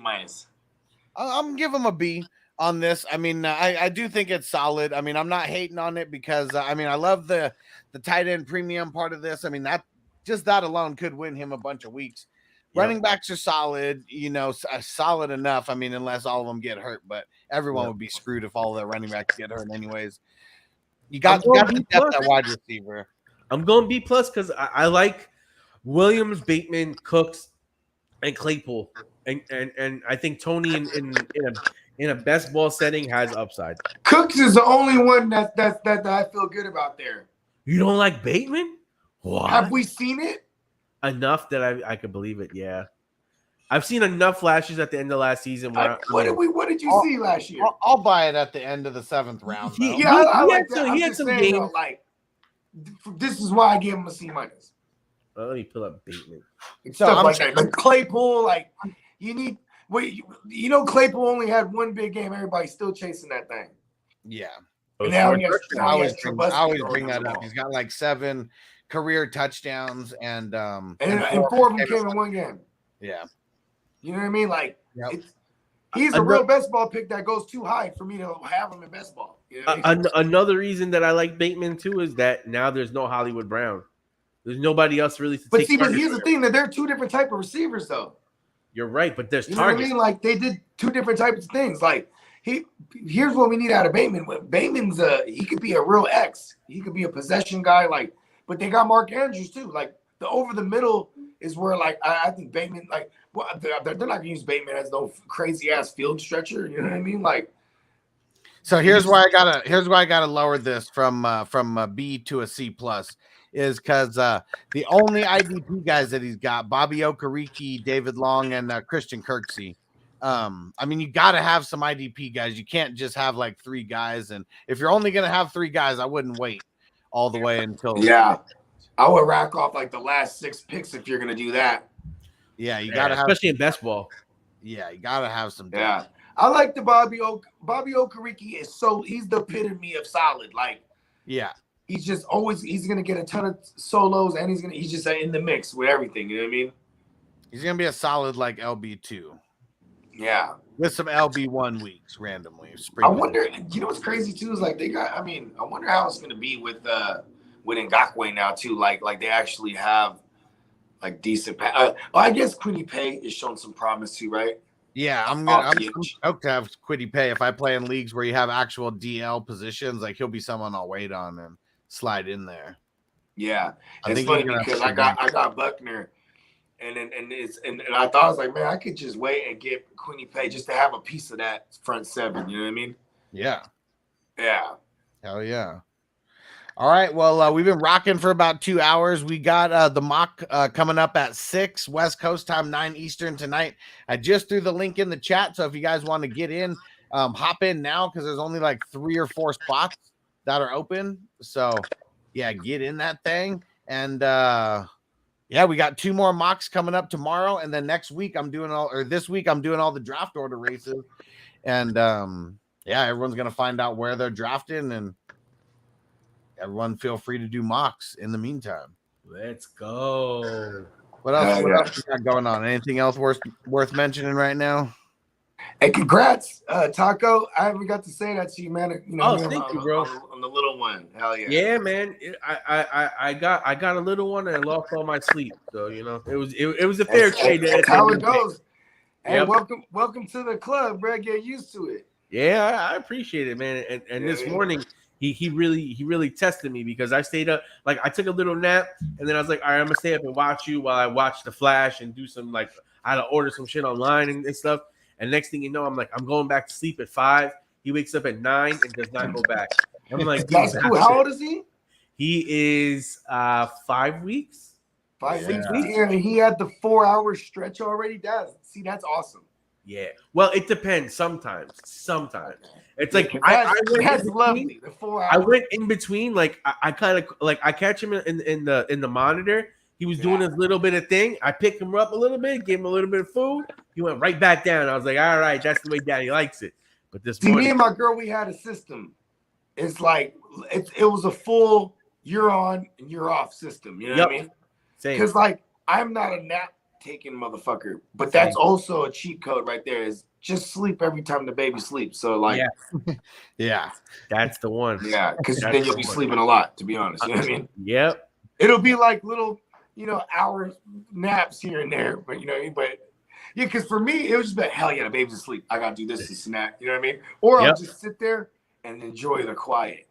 Oh yeah, bro. I had a couple Coronas. I'm watching The Flash. I'm like, oh my god, this got good. And then boom. Hey, you keep referencing The Flash. Is it? I just assume it's trash. Nah, bro, this shit is crazy. Are they doing the Flashpoint paradox? They did Flashpoint in the season already. And actually, some remnants of Flashpoint came back, and Reverse Flash like lost his speed, but then now he just gained it back from the negative speed force. Yeah. It's funny because I know exactly what you're talking about, bro. The season finale is gonna be lit. Oh no, so it's not Throne. It's Eobard Thawne. No, it's not done yet. Okay. Man, you know what? Since we got you nerds on here right now, we need to come up with these divisions for the multiverse. Oh yeah, so the fantasy multiverse of madness, 32 teamer, right? I mean, how many divisions are there? 4. See, so I was telling Huss in the multivision, it could literally just be universe 1, 2, 3, and 4, because and then anybody can have, it can just only be one character per. Like if I have a Wolverine in this division, you can't be Wolverine in the same division, but because that's that universe, that division. But you could have Wolverines in each other one. You know what I mean? It's the multiverse. It's going to be variants. You know what I mean? And then are we going to put people in divisions based on their characters? No, it just will put people in the divisions. Because you could also do then they can choose their characters. Like you have like the Avengers, you have the X-Men, you have like the Spider-Verse. The Spider-Verse. Right. Yeah, we're gonna have to have a draft for our characters and shit, aren't we? Like, because I want to be in the Spider-Verse, bro. Between Venom, Carnage, Spider-Man, Miles Morales, Scarlet Spider, like I go off, bro. I guess there's so many different versions of the characters that no matter what, if someone and then it's gonna be all good. The X-Men one. Oh, you know what? But this is what I want, because I want like the people who get in earlier to be the ones who commit earlier to be able to pick your characters. Earlier we got in earlier, we're committing to it, so that's why I want to come up with a division. So should it literally just be Multiverse 1, Multiverse 2, Multiverse 3, and 4? Well, not even it would just be Universe 1. Universe 1, all right. Yeah, well, I mean, then we can really then hence multiverse, because it's more than one universe. You know what I mean? Yeah. Which is basically the divisions. It's just a play on it. You know what I mean? Yeah. I like the whole like cutting people off, so it could be like because we should do bad guys and good guys then. See, here's the thing. It could be a good guy or a bad guy, right? Yeah, I was gonna say the multiverse.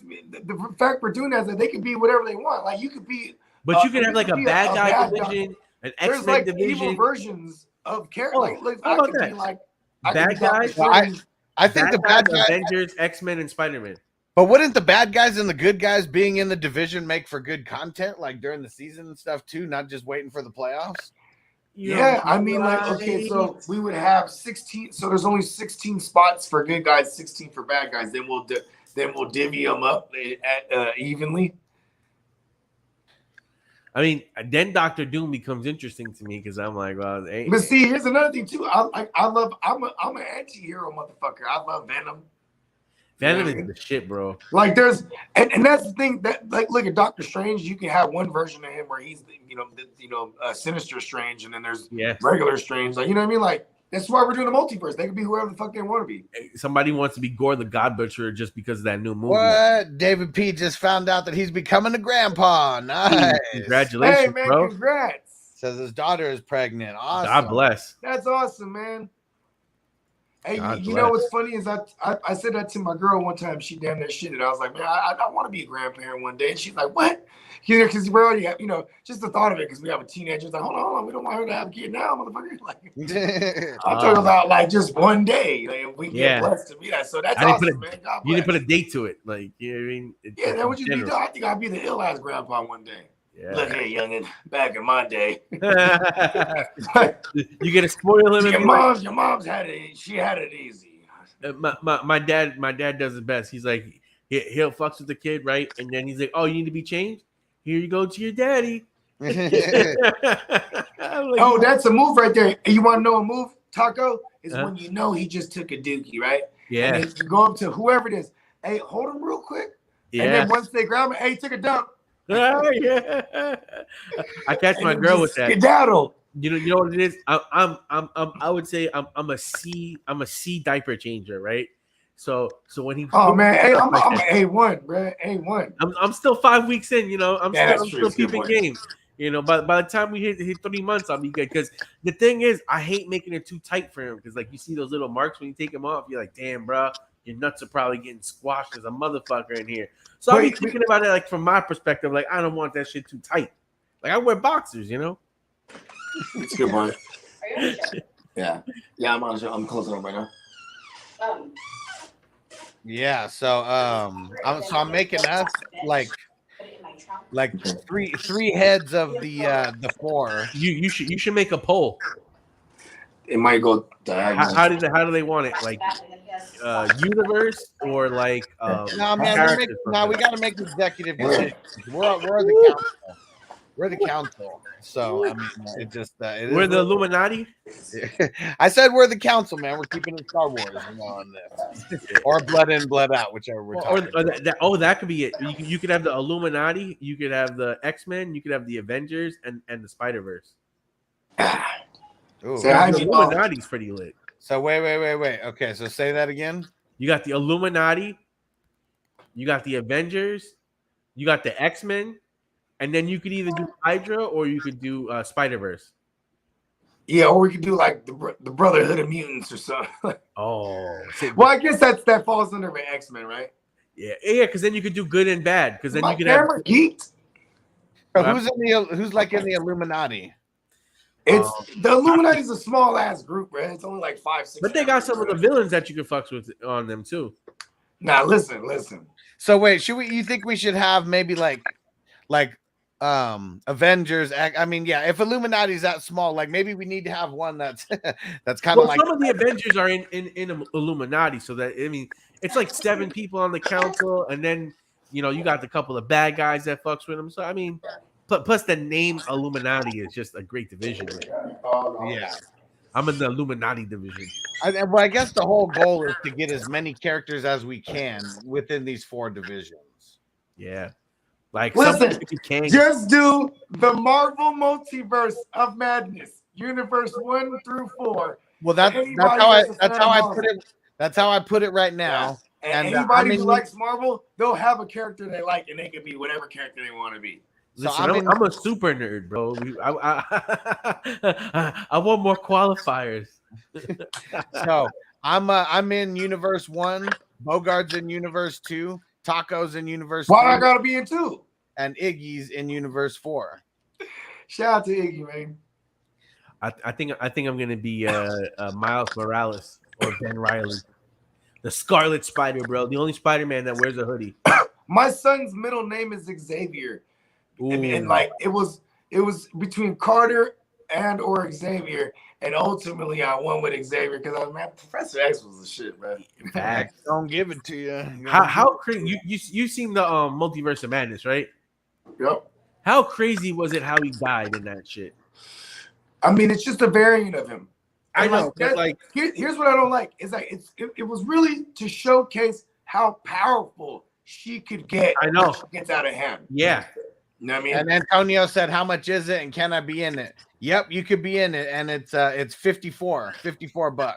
Yeah, and, it's a 32 teamer, bro. This is a 32 team redraft. This is a big boy. Oh yeah, so it's gonna be really ugly. And no duplicates. No duplicates. It's one. It's a league. And Antonio, yeah, if you get in right now, there's no Spider-Mans. Everyone who's in it is like picking their name right now. Yeah. I just picked Kingpin, so we're gonna lock in a big. Tell me he's not a Kingpin, right? Yeah, I mean, and like, is he a Spider-Man character? Is he like a Daredevil? He's character? This is why we're doing the multiverse, bro. He's just a Marvel character. Because like Kingpin is so legit in the comics, and like he's a boss. Yeah. Oh my god, there's so much they could do with him. I'm glad that they brought him back because the actor that plays him is really good. Yeah, Vincent D'Onofrio, something like that. Forget about it. Yeah, he's dope. He's I'm putting the link real quick. I'm putting the link in the chat. So Antonio, if you want to get in, hop in now and get your name changed, put your avatar in there. And because I'm going to tell everybody, like, start changing your names now and no duplicates on the name. I think I'm going to be Deadpool. I'm going to be Miles Morales. Nice. I'm trying to think, man. And I told Spencer, no matter what he does, he just got to be Gambit because he's the actual Cajun. Yeah. And so I'll send you the link, Bogard. Spencer still hasn't got in it. Let's see. The people who were let me see. So and make sure you hit up Steezy because he totally forgot about the best ball tournament and all that. And he's like, oh, I don't know if I could do another league. So ask him, make sure he's still in it. But we got Crispy's in this joint, Bernie Mac. Not sure who Jason T is, but he's in it. Steezy, Blitz with Blake, Emil, who's always in the chat. Steezy, he's already in it. He's in it as of right now. Yeah. Okay, cool. And yeah, we're gonna. I know Fornicator. He just pulled out because he was like, I'm just gonna slim down my league. So the Fornicator pulled out, huh? Heyo. Yeah.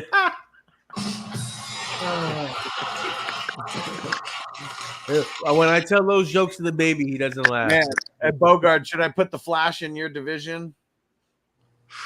Should I put him in your universe? Shit. You know what? I'm so mad that I didn't want to draft my Flash again because that meant I'm not getting Herbert. That made me so fucking mad. Put him in my fucking division if he dares. Yeah, I'm gonna do it. I should fuck shit up. Really good content, right? I should fuck shit up and pit Superman. Because technically Superman is in one of the universes. Get him up out of my division. Fuck him. I want to see him in the chip. DC versus Marvel, baby. I'm going with Superman. Hey, that would have been tight. I mean, 2 people from each division are going to be in. So, okay. Yeah. But yeah, we'll make it. We got to get some cool division matchups in. So as of right now, it'll just be me, you, and Iggy in the divisions, and then I think Spencer would rock one too. So we only have 4, and Iggy's been on this for like a minute. So, okay. But yeah, Antonio just got in right now, and I guess everyone who's in this early could even pick who they want to compete with. Oh, I mean, we don't know who's going to play who, but just being in the same division, I mean, at least competing. Yeah, because we're not going to play. Everybody's not going to play against each other. You know what I mean? No, we don't have enough weeks. Yeah, I mean, it's a literal 30. This is like literally some Madden or some fucking. This is really a multiverse of madness. It really is. Yeah. There's going to be different versions of the same player on different teams. So like.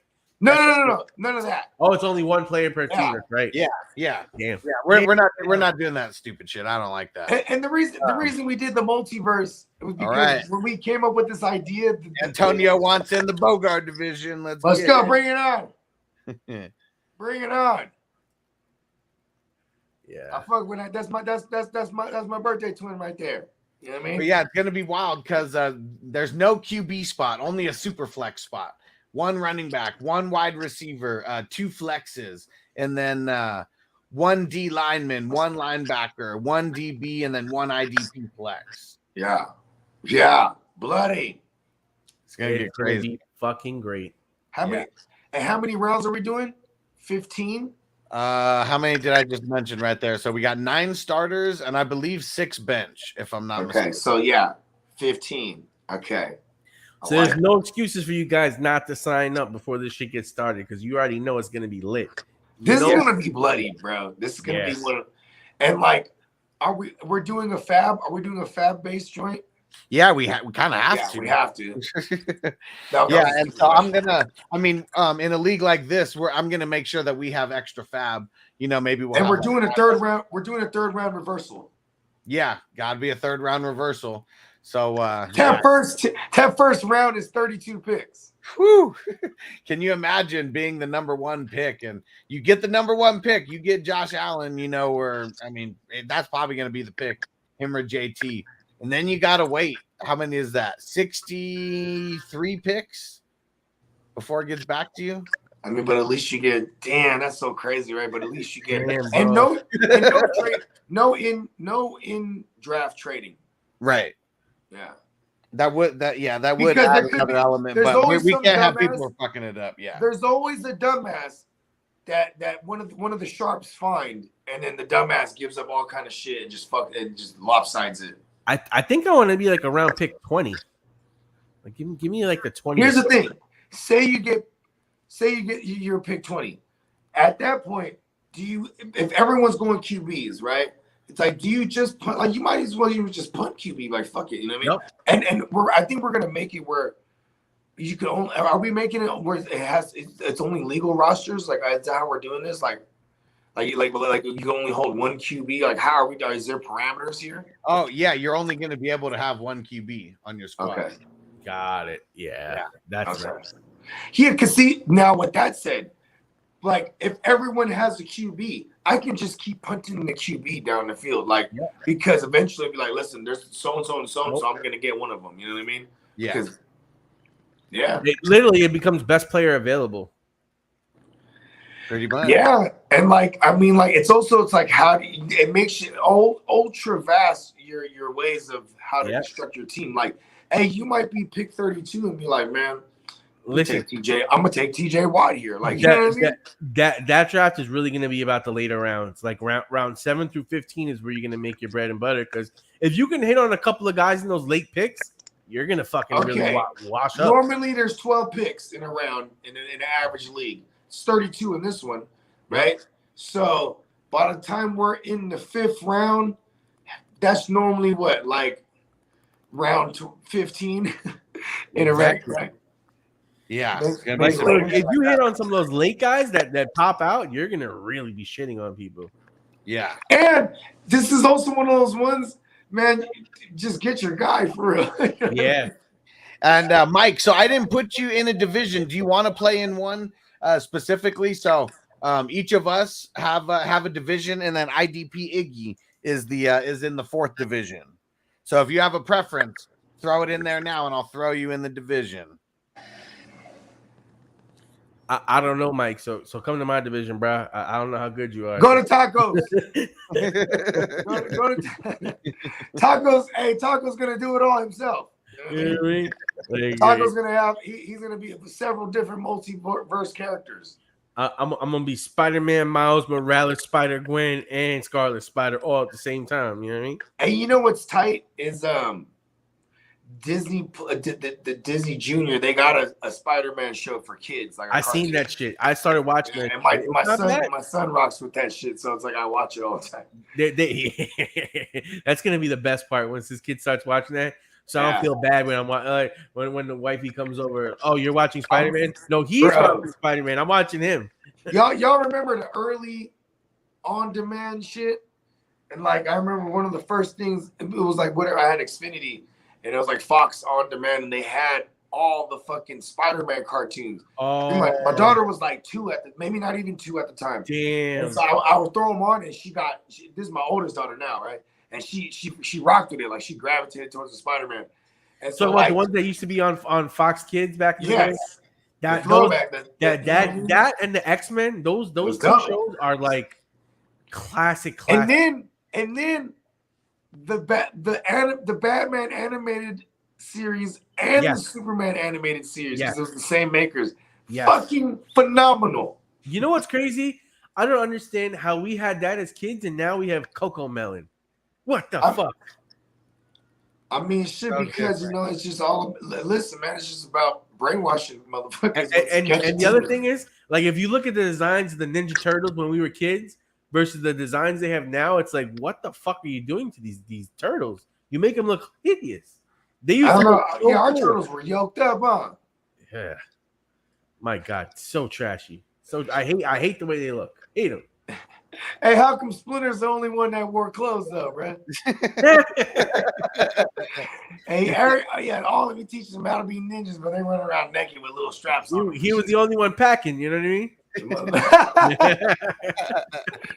He was like, I'm too old to fight. Right? He whips out the big cater on him, you know what I mean? He's like, Chop I'll carry a big stick. He whipped out the chopstick, didn't he? Oh man. Hey, Bogey, you getting the challengers. Let's go. Fucking bring it on. You know what I mean? I'm a poorly grade all your teams, including mine. Oh man, yo, the grades for that team. Like, is anyone gonna have above a B grade on their team? Can we do a 32 team fucking race? The 100-yard race? I don't think so. Okay, so I guess we'll do one for each division, and then maybe in order, like somehow do that. So we could do up to 20. So we could do. I mean, we could do 11, 11, and 11. I was gonna say a 16 and a 16. Okay, there you go. That's better. But see, I'm not. Well, if you do it like that, then you could have 16 and 16, and then the winners go up, the losers go up, and then one more race or whatever. One more race, right? And then the winners of the winners bracket, that's where they place out, and then the winners of the losers bracket. Hey, you got one of those machines that has the ball? Do we have an app where the balls just pop up? Let's do one of those. Like in Better Call Saul, like doing the bingo. You have one of those bingo machines, like a Keno thing. Yeah, we just do it like that. Get it done one shot. C34.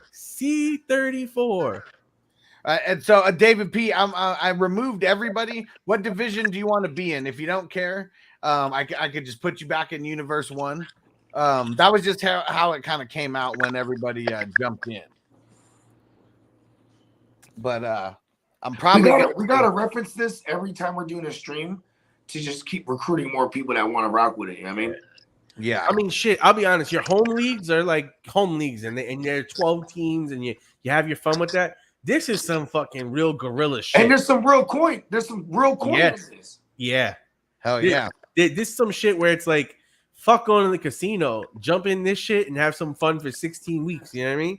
Yeah, because here's the payout. So first place overall in the entire league, you made it all the way to the end. You won the championship, 800 plus a ring. Second's getting 250. Third's 100. Fourth is 50. The top regular season record, you're getting 50. The most points in the regular season is getting 50, and then each division winner is getting 50. Yep, that's dope. So you win, you're buying back. Yeah, exactly. It's a satellite ticket. You get your ticket to the big show. Yep. And if you just happen to parlay, the best regular season, with the most points, division champ, and you come out, that's gonna be nice. Hey, this is bang for your buck for the 50. You know what I mean? Yep. All right, so I got one question for y'all before we get out of here because I got to get some food. Do you guys do USB mics or do you guys do condenser mics? I have the condenser. I have a condenser mic that is a USB, but I also have. I don't like those mics over there. Those are straight XLR cable mics. That's real condensers where I run into an interface and I gotta hit the phantom switch. That's actually what I'm on right now. I'm on an XLR setup. You sound good, man. Yeah, that's what I'm like. Hold on. So you're running the StreamYard to your interface? So basically, I plug in my mixing board into my computer, and then I make that the primary mic. And then that takes over on StreamYard as the primary mic. There it is, Huss. That's how we'll be able to play drops. Yeah, using the mixing board. Yeah, because I can hook the mixing board up to like an iPad through one of the aux, and then all those sounds would play directly through into the stream.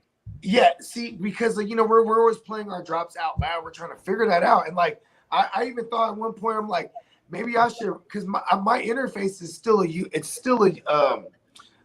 what is it called? A USB. That's how you plug it into the computer. Yep. And that's how I run the Pro Tools and all that. And I was thinking, I was like, dang, if I could plug that whole interface as just the main mic, anything I plug in there, you know what I mean? Because I have multiple channels on there too. Yes. I got a 4-channel right here. Yeah, I got an 8-channel here in my. I got a Scarlett. Mm-hmm. You know what I mean? So I was thinking, should I switch out my mic? All right, I guess I'll just let it rock. That's dope. You got to. I mean, because me, I record music, so. Yep. And it kills me that like like for example, shout out to Peacock. We got to figure out his joint because he comes on his phone, no mic, and he is just overtaking everyone. He's just loud. It's so clear and dominates everyone. And I'm like turning my mic on 100 and shit. Trying to catch up. I'm yelling and I'm me. You know what I mean? I'm like, don't overpower me, motherfucker. He's overpowering me effortlessly. I'm yelling this fucking shit. He's just talking regular. But it's just like, I think it's because he doesn't have an iPhone too. Because people that have an iPhone, they sound better. They sound clear. Like, you know what I mean? They're not so bad, at least. Like, we got to hit up some other content creators as well to see if they'd be down. Because I do want to make some content, you know. Shit, the weekly recap in itself. I'll holler at Hussein the Brain Fantasy Couch. Yeah. And even like who was on Ignorant Thinkers podcast, you know, he was on earlier. So, you know, just ask these guys. I mean, because like you said, it is the bang for the buck. It is going to be cool. It's going to be a cool experience no matter what. Nobody's team is going to be stacked. Like this is all. It's going to be a challenge, but we're going to make it fun with the weekly recaps and shit. And it's a true battle royale. Yeah. Hell yeah. I mean, not necessarily. It's still a regular league. It's still, you know. Well, that draft, bro. Head-to-head draft is matchups. going to be every man for himself. Like you know, the person that wins this league, it could very well be that they got blessed with a schedule that they weren't playing any of these juggernauts. You know what I mean? Because there is going to be some, like, whoever's the 32 overall, that person's going to get 2 picks in a row. That's going to be tremendous for that person. You know what I mean? Whether because he might just be punching QB all the way at that point and just get 2 dominant skill guys for all we know. You know what I mean? Ron, I'm just putting up all your comments. They forgot about us. They're just hanging out now. We're talking about the fucking league, man. Yeah. The goal is to Ron needs hella attention, bro. Yeah, 4th and Flex. What up, homie? We're talking about this crazy ass 32 team league that we're putting together. $54 buy-in. I'll talk to you about this, but this one's gonna be dope. We're gonna be making a bunch of content around it as well. Facts. All right, well, let's get the hell up out of here. I gotta go eat. I know Taco does, and we got another mock coming up in like 6-ish hours. So we'll see you guys then. Peace out. Peace out, boys. Are you ready, Jerry? Peace. I'm ready. Want to make sure you're ready, brother. Show me the money. Oh, you didn't know? Every day I'm hustling. Every day I'm hustling. Every day I'm hustling. Put my shoes on, you wouldn't last a mile. Summertime, wintertime, I'm on the grind. Yeah, I got the ring, I'm the champ, I'm the genie of the lamp. This is the gift I was given, so I just live by my hustle. It's all about the Benjamins, baby. Yeah. It's all about the Benjamins, baby. Yeah. It's all about the Benjamins, baby. Yeah. VIP me put in my pocket, it don't make sense, but don't make a profit. It's all a hustle, ladies and homies. Make money, money, money. Hold out here for a pill. Ready tryna get this money for the real. I want to find a thing to save my life, so I hustle. It ain't over for me, no, it ain't over for me. Here comes the money. Here we go, money talk. Here comes the money. Show me the money! Okay, let's go smoke that joint.